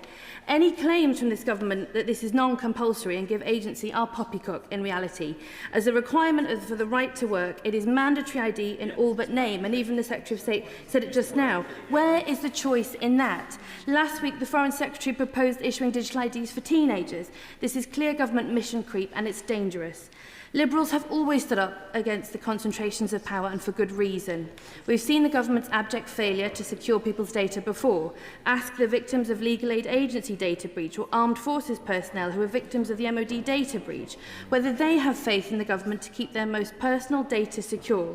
So I ask the government, how can the public have trust in them to manage a system that will manage the data of almost the entire population? And for the 8.5 million people without foundational digital skills, like my constituent Julie, who doesn't own a smartphone and is fearful of being excluded from employment, from healthcare and from other essential services, can the Minister commit to publishing an impact assessment and come forward with a plan to reduce the risk of further marginalisation? All of these serious concerns, from privacy to exclusion, come at a staggering cost.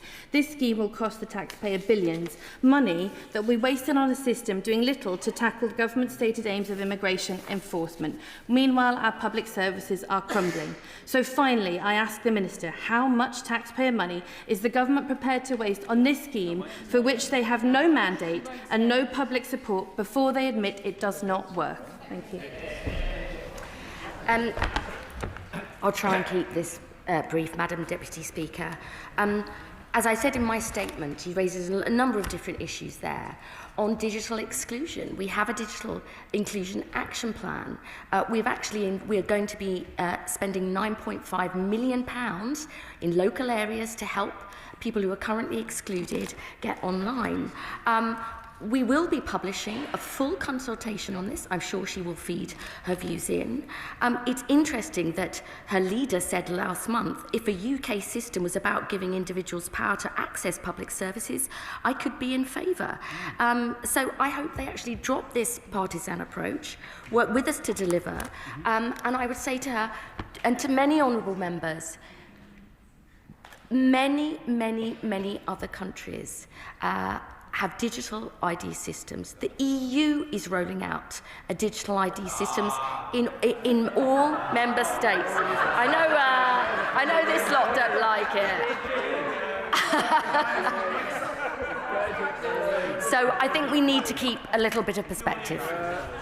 We have 2 select committee statements and a substantial debate later on this evening, so this will have to conclude in 45 minutes. I ask colleagues to keep their questions short and the Minister to keep their responses even shorter and on point. I call Jo White. Thank you, Speaker. Just over a month ago, I visited Tallinn in Estonia, and to understand why digital ID is so popular with the old and the young, and those who you define as the digitally excluded. And they told me it's because they have control over their data that's held by the state. Right. Yeah. They can see it, who has accessed it, and who else can see it. Yeah, that's right. But what was critical, they're a state where Russia is on their borders. They have confidence, they have absolute control over their data security.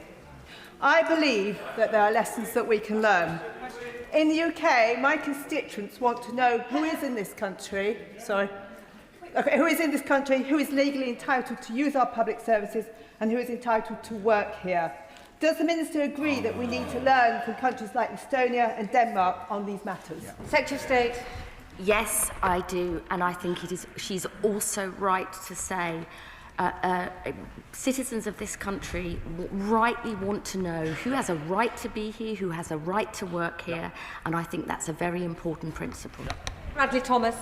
Thank you, Madam Deputy Speaker. Well, I'm wholly opposed to this, and I know that so many of my constituents are. Whilst the government has talked about so-called economic benefits around accessing services and digitalising how we interact with government, my constituents are concerned about impingement on liberty and shifting relationship between the individual and the state. The state must always be accountable to the individual. So can the Minister rule out that this system will never be a system by which the government can track location, that it cannot track consumer spending habits, and that it will not track social media activity?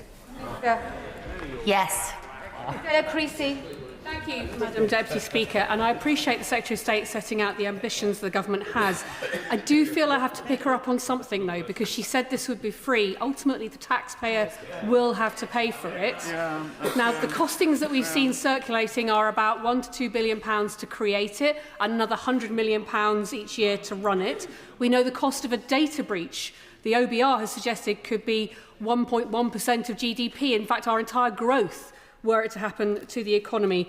Marks and Spencer's, Jaguar Land Rover and Co-op alike all show us this. So can she give us, if not at least a ballpark figure, for the capital and revenue costs that she's envisioning for what she set out? Secretary of State. I thank my honourable friend for her question.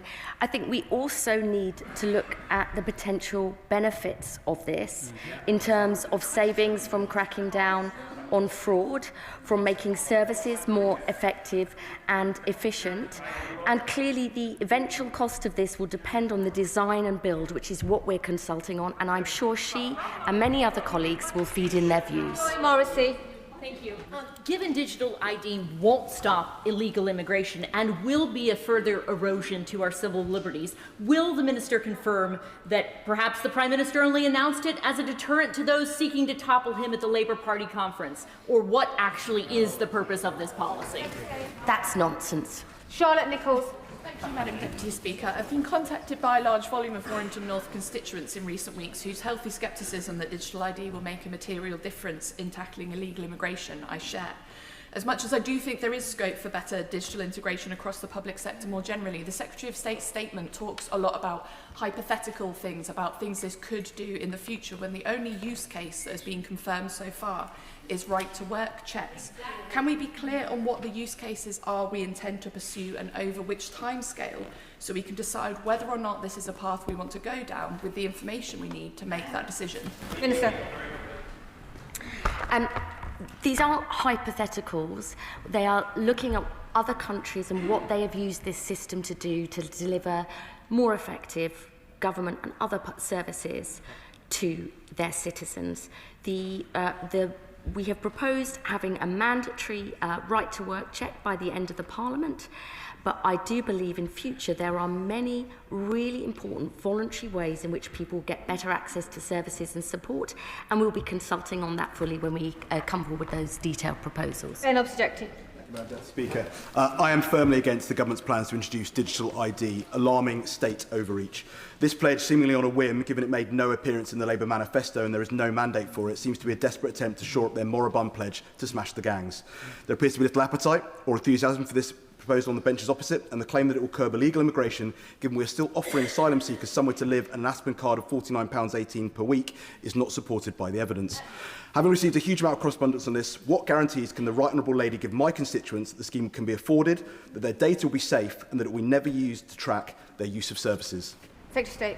I've already said it wouldn't be used for that. And I would just say to the honourable gentleman, when you look at how this has been used in many other countries, it has made accessing government services, public services, much easier, much quicker, and much more efficient. I think that there is some scaremongering over this. When you look across other countries and what they're doing, it really has made government fit around people rather than make people fit into government and its different services, and I think that's a huge benefit. Richard Bergen.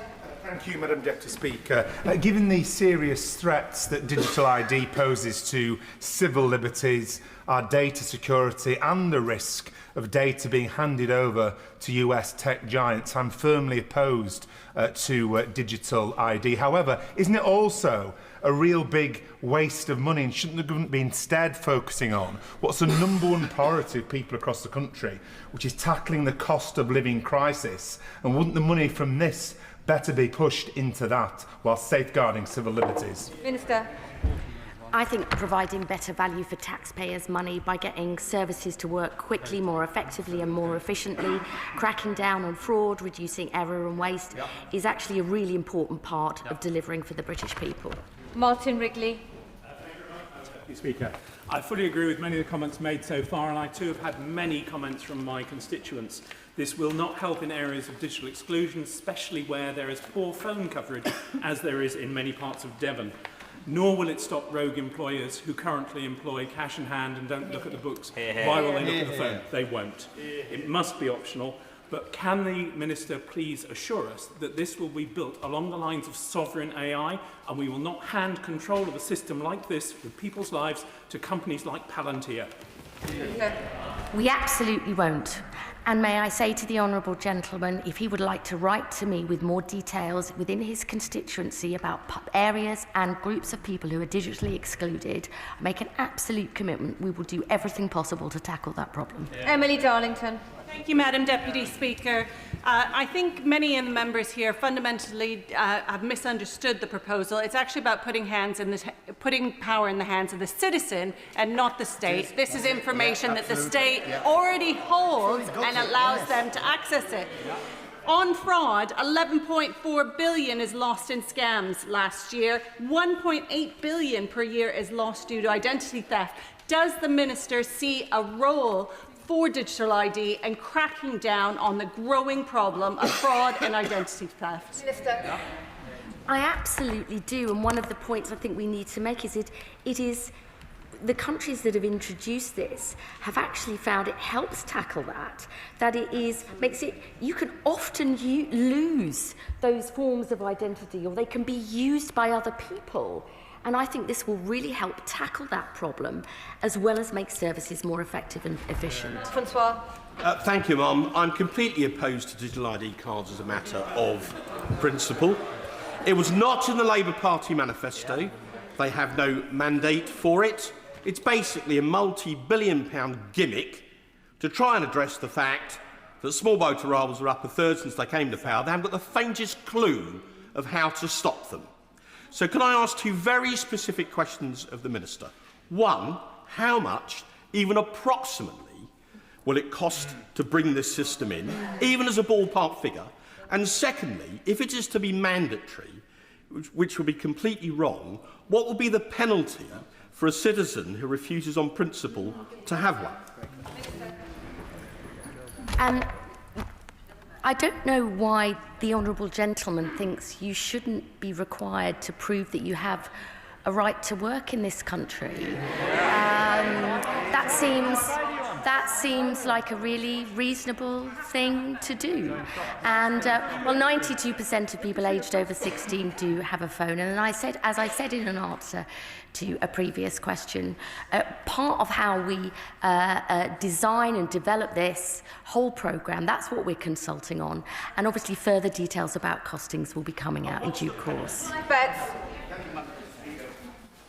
Friend, on the Public Accounts Committee, we regularly hear examples of government IT systems which are out of date, inefficient and open to fraud and hacking. That's the reality of it. So in looking at other countries like Estonia and Denmark, we should also look at how they've completely reformed and recreated modern, comprehensive IT systems where there is easy access from the individual. And in Estonia, as I understand it, an individual has a right to know which parts of government have actually been into their IT systems and looked at them. My honourable friend is absolutely right. We will be learning the lessons from those other countries. People are able to see actually who accesses their data. It gives them more power and control. And if I can, Madam Deputy Speaker, I didn't reply to the second question from the honourable gentleman. There won't be a sanction or a penalty for people who don't carry that. There will remain penalties on employers who don't obey the law and do those checks, but it won't be on the individual. Sean Berry. Madam Deputy Speaker, I'm not sure however many examples the Secretary of State gives from other countries, she will convince the people of Britain that mandatory ID cards fit with our particular values. So, will the Secretary of State listen to the millions who signed the parliamentary petition, as well as the fighting Yorkshireman Harry Wilcock and the Churchill government of 1952, who considered the abolition of ID cards an important symbol of a society that trusted its citizens? Secretary of State.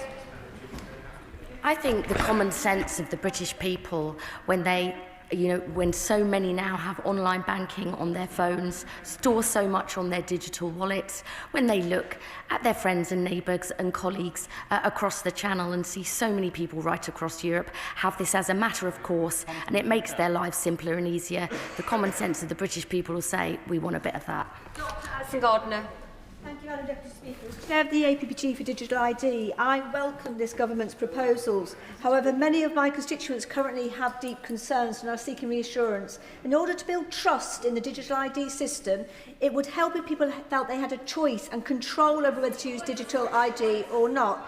As such, will the Minister look again at the proposals for mandatory digital ID for working-age adults, allow choice for non-digital alternatives, which incidentally would offer resilience against IT failure, and control over their data with a decentralised or a federated data approach?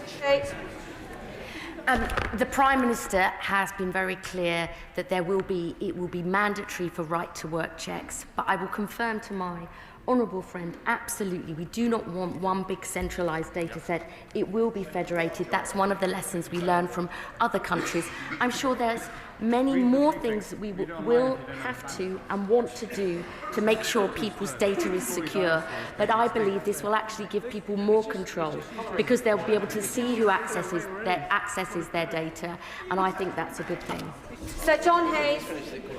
Speaker, if it wasn't so sinister, it would be quaint to hear the Secretary of State say it's international, it's novel, it's modern, and therefore it must be good. Try telling that to Jaguar Land Rover workers or NMS customers or post office postmasters and postmistresses. So will the Honourable Lady recognise what I recognise when I was the Home Office and responsible for national cybersecurity, that when you concentrate data and you make that data interconnected and interoperable, you concentrate risk. Yes. And the risk Yes. is to people's lives will be damaged and possibly even destroyed. Minister. I thank the honourable gentleman for his question. He has a lot of experience in this area.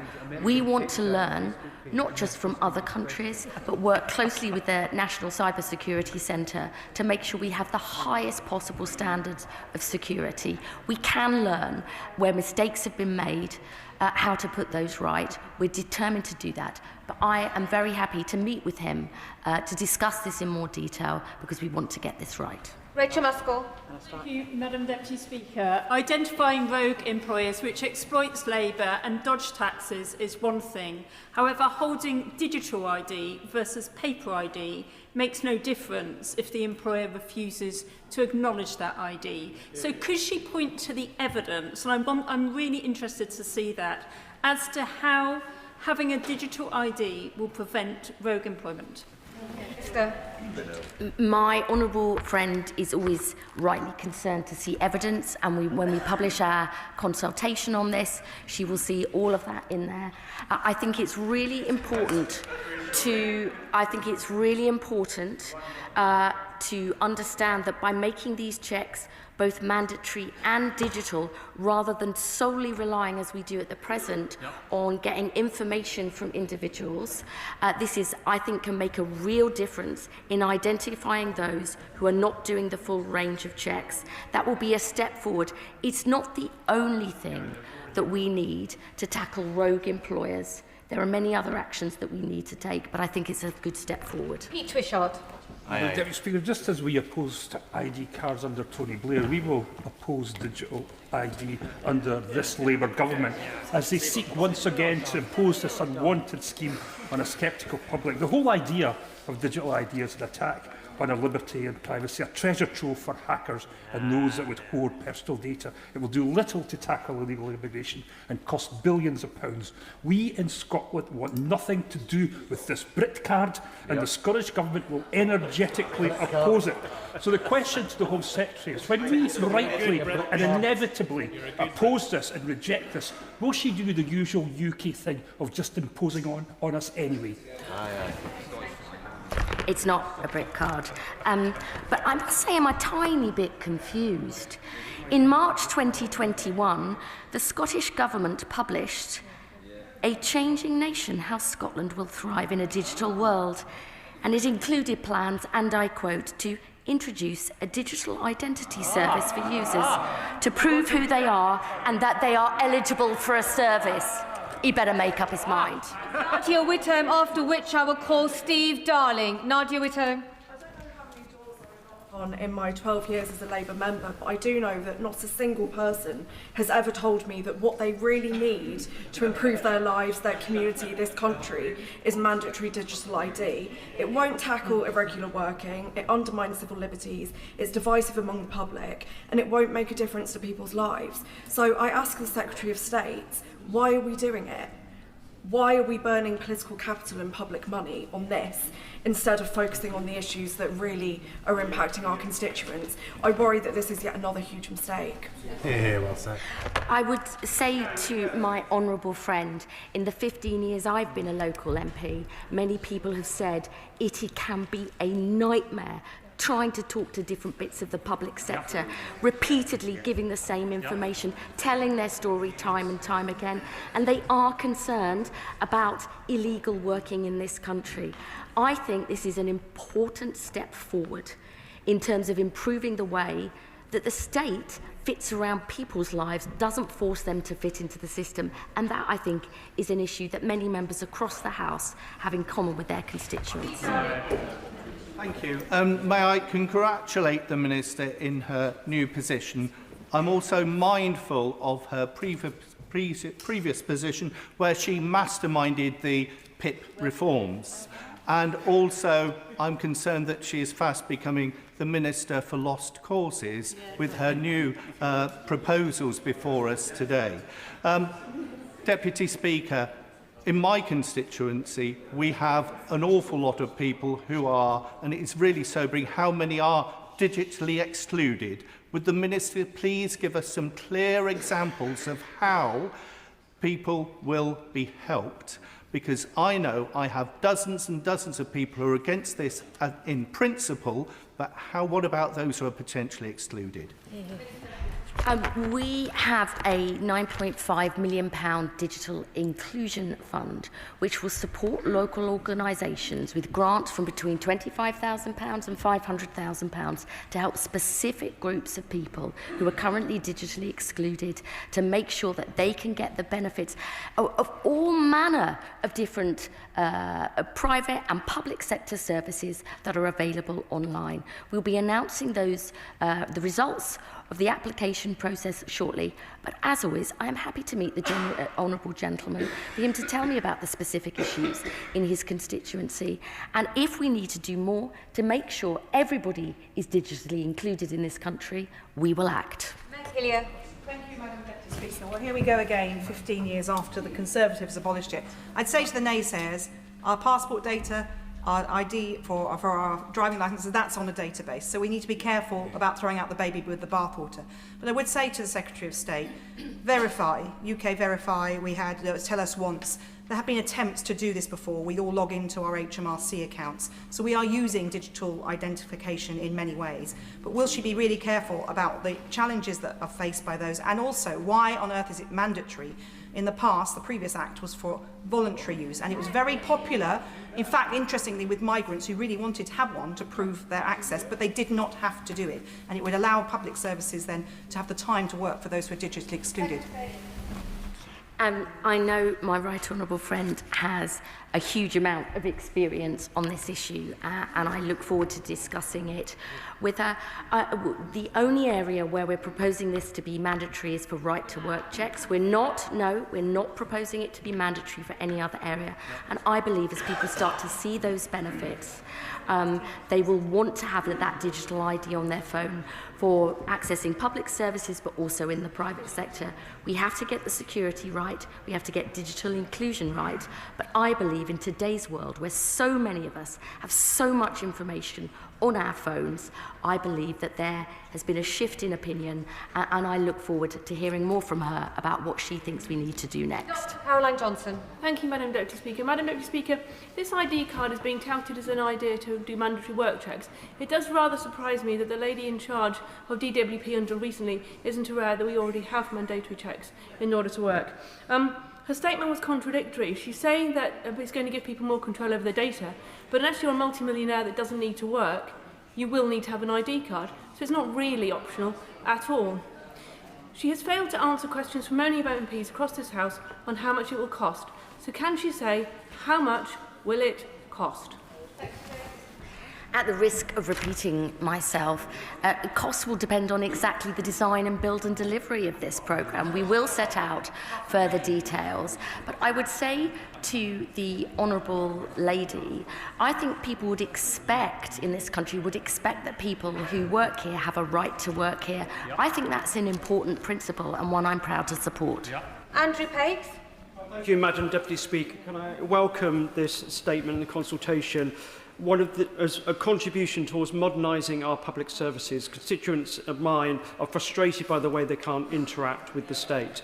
Alongside my right honourable friend Bassett Law, I went on a recent trip to Tallinn, and I was struck by not just how digital identity could make things easier, but how it could also drive up uptake of things like childcare and things like the pension credit, and actually provide a service to people. But I was also taken by the fact that in Tallinn it was developed to stop the overreach of the state, and civil liberties are built into the identity. So can the honourable friend ensure that control and data use is a real part of the consultation when it comes out?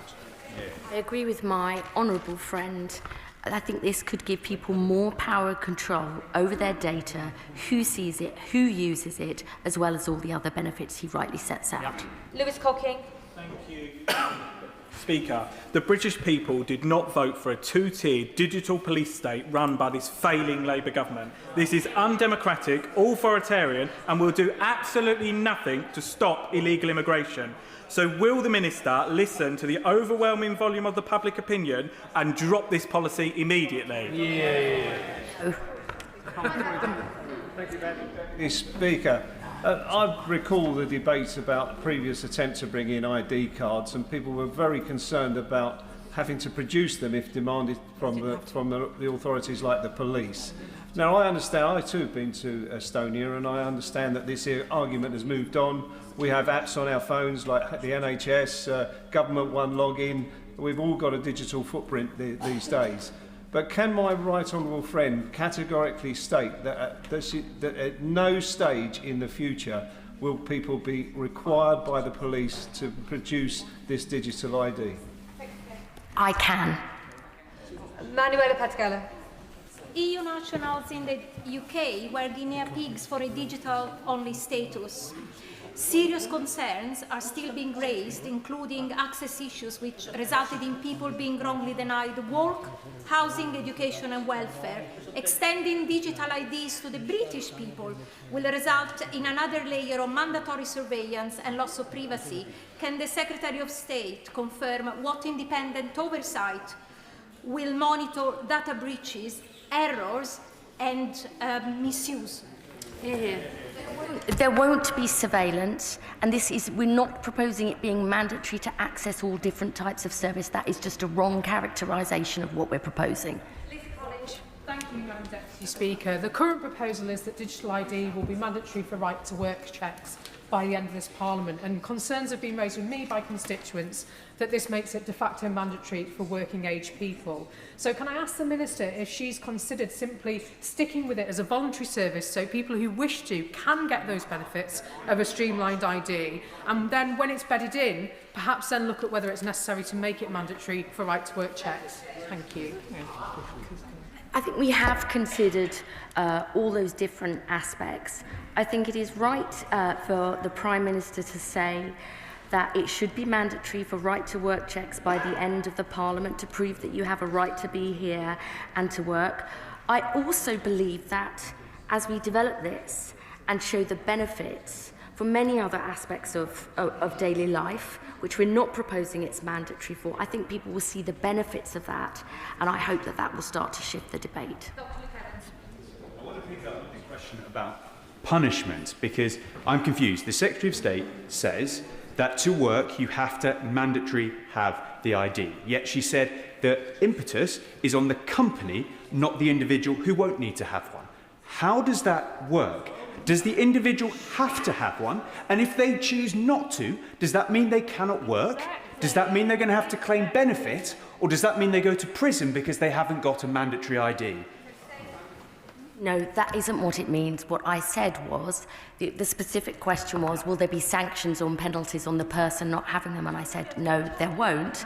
As is the case now, if an employer hasn't done the checks that it's required to do, they can face a penalty of up to £60,000 for each individual worker.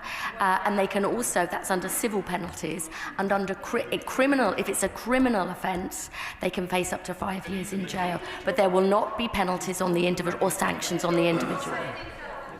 Thank you, Madam Deputy Speaker, and I'd like to thank my honourable friend for her statement, which clearly sets out how far the UK is lagging behind our European neighbours in terms of faster and easier access to services.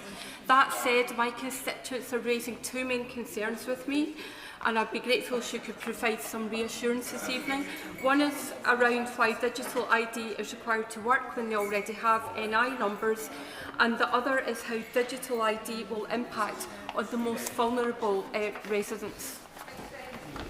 I think she's absolutely, I hope that I have explained why it needs to be mandatory for right-to-work checks and the benefits of that, for help as one part of a tool of different things to crack down on illegal immigration, making sure that vulnerable people, those who do not have access, who do not have smartphones or tablets or the skills, that is extremely important to me. We will be working closely with all of the organisations who can make a difference here, the Digital Inclusion Committee, and we want to look at what more we can do very locally to support groups who we know have the kind of access to get people. I would be very happy to meet with her and talk in more detail about what we might be able to do to support her constituents, because we are determined to make sure Britain is a digitally included country. Gary Robinson. Through the Secretary of State, can I thank the Minister to her left, who was in Belfast last week and engaged with the Minister of Communities in the Northern Ireland Executive. He will know, and she should know, that our principled and practical objections to this proposal from 20 years ago remain to this day. But she will also know that since announcement, there have been many fanciful and facile comments in Northern Ireland that suggest this proposal would be in breach of the Belfast Agreement. She knows that ideologically, practically, principally and politically, legally, that is wrong. So will she at least confirm today that nothing within this consultation will give an option to anyone to suggest that this policy, if it were to be introduced, would be anything other than across the United Kingdom? It will be across the United Kingdom, and as the honourable gentleman said, my friend, the Minister for Digital Government and Data, was in Northern Ireland just last week, and he also visited and talked to members of the Irish government. The Good Friday Agreement and the Common Travel Area are absolutely sacrosanct. This will be a UK-wide proposal, and there's nothing that we will do that would ever harm the Good Friday Agreement. Samantha Niblett. Thank you, Madam Deputy Speaker. Over 20 years ago, I began a career with Experian, a data company, where we were talking about having a unique reference number for everybody in the country. That was to the benefit of companies, so they could make more money off us. Whereas what government's doing is looking to give us access to our own data. So I'm excited by digital ID. But I did ask my constituents what they think on a Facebook post. And I had over 400 responses, really kind and considered. Sorry. I'm on my feet. Seated. Question. Question is, with the fors and against all taken into account and trusting politicians and politics at an all-time low at the moment, what assurances can she give me that she will work with me to ensure that my constituents don't feel like this is being done to them but being done with them? I'm sure my honourable friend will send me the results of her survey. I will look through it in detail. I believe that if you can show people that government is changing, it is working around them, meeting their needs and concerns, that is one of the ways in which we build trust, and that's what we're determined to do. Maguire. Thank you, Madam Deputy Speaker. My constituents in North Cornwall have been crystal clear with me. They do not want a mandatory digital ID forced upon them. It marks a clear erosion of their civil liberties. And let's face it, the government's track record of data security is poor, to say the least. Many in my constituency don't have phone signal or Wi-Fi, and it's set to cost between £1 to £2 billion to roll it out, 4 times what the government plans to save from the family farm tax. Please, Minister, learn the lessons from the welfare bill, listen to your backbenchers, and don't waste this colossal amount of taxpayer money. Great clip. I don't really know what the question was there. Darren Paffy. Madam Deputy Speaker, and can I thank my right honourable friend for the statement and her comments on digital inclusion. Can she say a bit more about how that inclusion strategy might address some of the challenges faced by care experienced young people and care leavers? And will she guarantee that the priority will be in bringing together and integrating those public services and support that they're entitled to, where too often they fall between the cracks of those very services? Absolutely, this is one of the issues that has been already raised with me directly, along with people who are homeless, with women who may be fleeing for domestic violence, as well as people who don't have access to broadband and a whole range of issues. We will be working closely with the groups who work with with care leavers, but we will want to obviously talk to them ourselves. I'm more than happy to follow up that conversation with the honourable gentleman. Dr. Andrew Morrison. Madam Deputy Speaker, why does the Minister think that a staggering 3 million people have already signed a petition against her expensive and intrusive plans? Does she perhaps think that those people wanted to get on with fixing things that matter to them, like illegal immigration and smashing the gangs, which this will do nothing to fix, as the construction of her speech seemed to suggest she understands? And will she instead spend her time trying to sort things that really matter to people, not trying to create problems to which there is no obvious solution? at the risk of repeating myself, I think that trying to get government services to talk to one another and to work more effectively is what people want. Yep. But he raised the issue of action on illegal immigration, and our Home Secretary has made clear that she'll do whatever it takes to secure our borders. Well, somebody asked, how's it going? Removals are up to 35,000. Returns of foreign national offenders is up 14%. We've taken the first step in our French returns deal, and we're investing an extra 100 million to boost our border security. There's much more to do. I think this is one of the tools to do it, but I believe it is possible for government to tackle illegal immigration and transform our public services and give people greater control over their data. His government didn't, but this government does. 31% of the children in Wales live in poverty, and 25% of the households in Wales are in fuel poverty. Given the scale of the crisis facing people, does the Minister honestly believe that an intrusive and unpopular digital ID system should be a priority? Tackling child poverty is also a priority, as you'll see when we produce our strategy. Blake Stevenson. Madam Deputy Speaker, the people of Mid-Bedfordshire, in response to my survey, also do not want digital ID, and nor do I.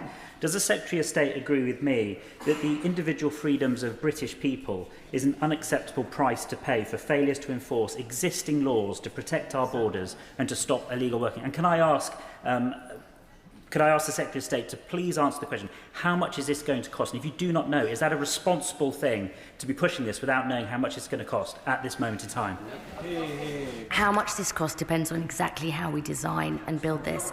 And I would say to the honourable gentleman, this is something that I believe will help not only help tackle illegal immigration, help give people more control over their data. I think there's a lot of misinformation out there about what this does and doesn't do. I don't believe it takes away people's freedoms.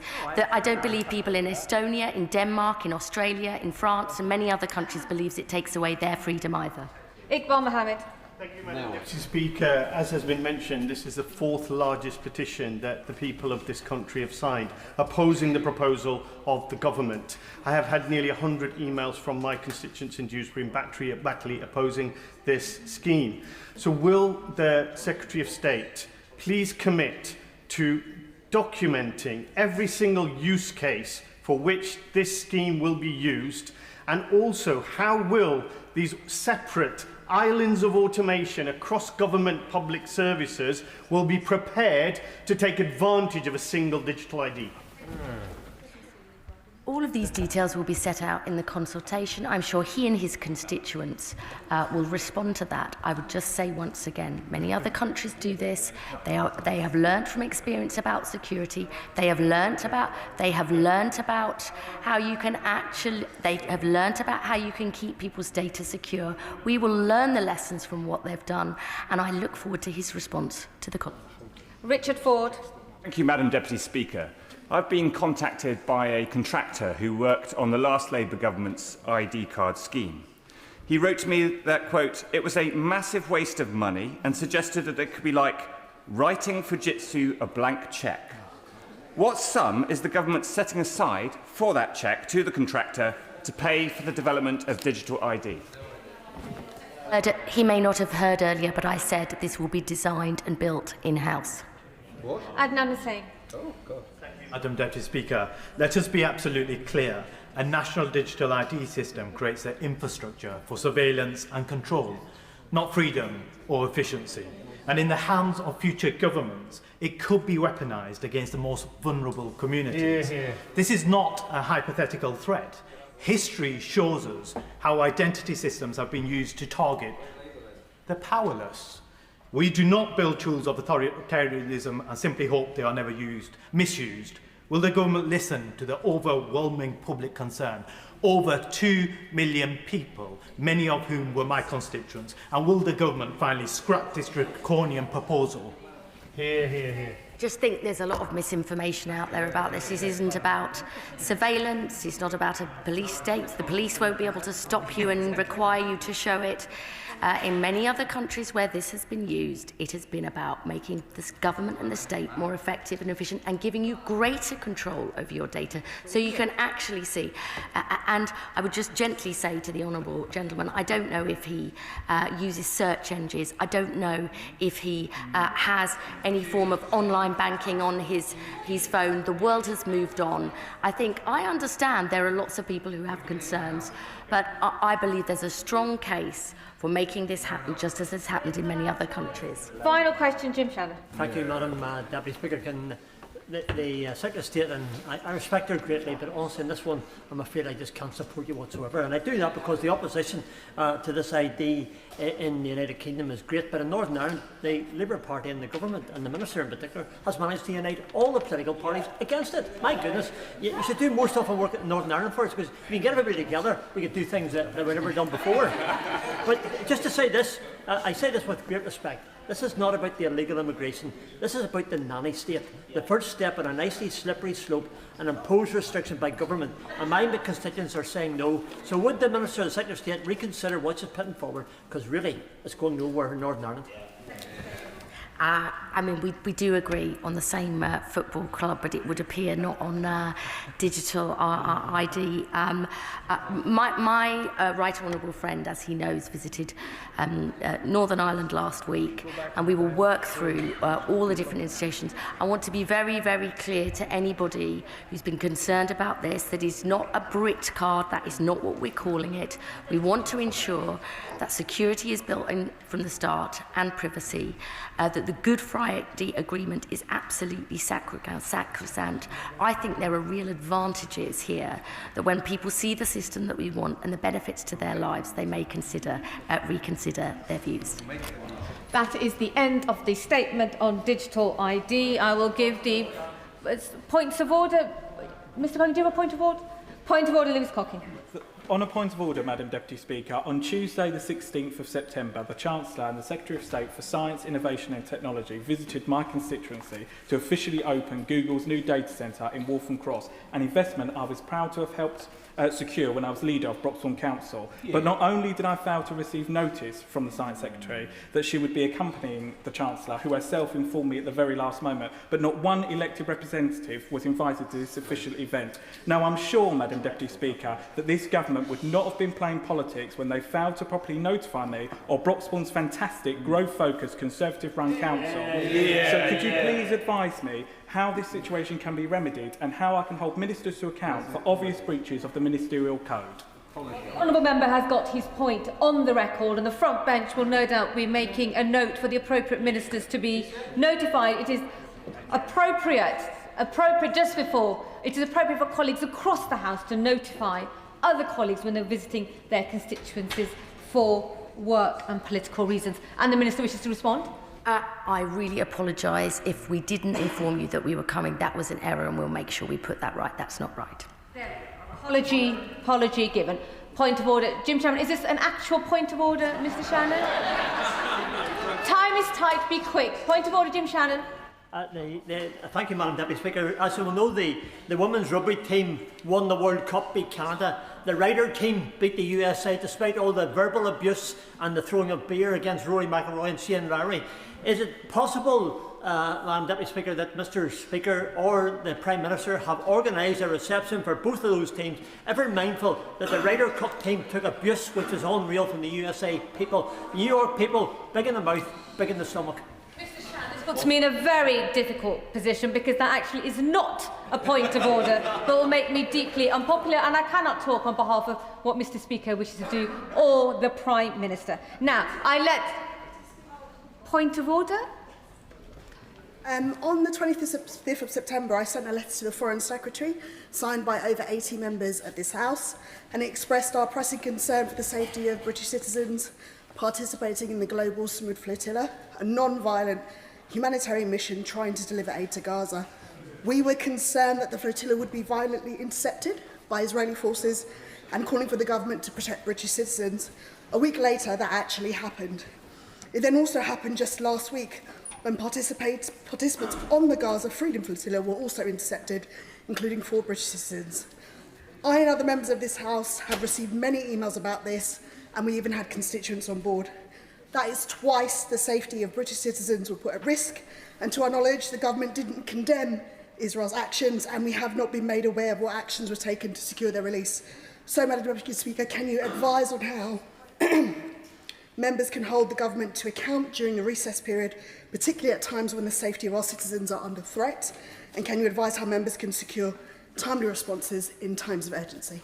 It is incredibly important that timely responses are given to backbench MPs who are here to secure advice, guidance and responses to their constituents. No doubt the front bench, once again the Treasury front bench have heard, and will ensure that a swift response from the appropriate department is given to the backbencher. Now, we have to move on to business of the day. Motion number 1 and business of the House today. Minister to move. Minister to move. I beg to move. The question is as on the order paper. Is there any that opinion say aye? Aye. Of the contrary, no. The ayes have it. The ayes have it. I'll give the front benches a quick moment to swap over as we go on to select committee statements.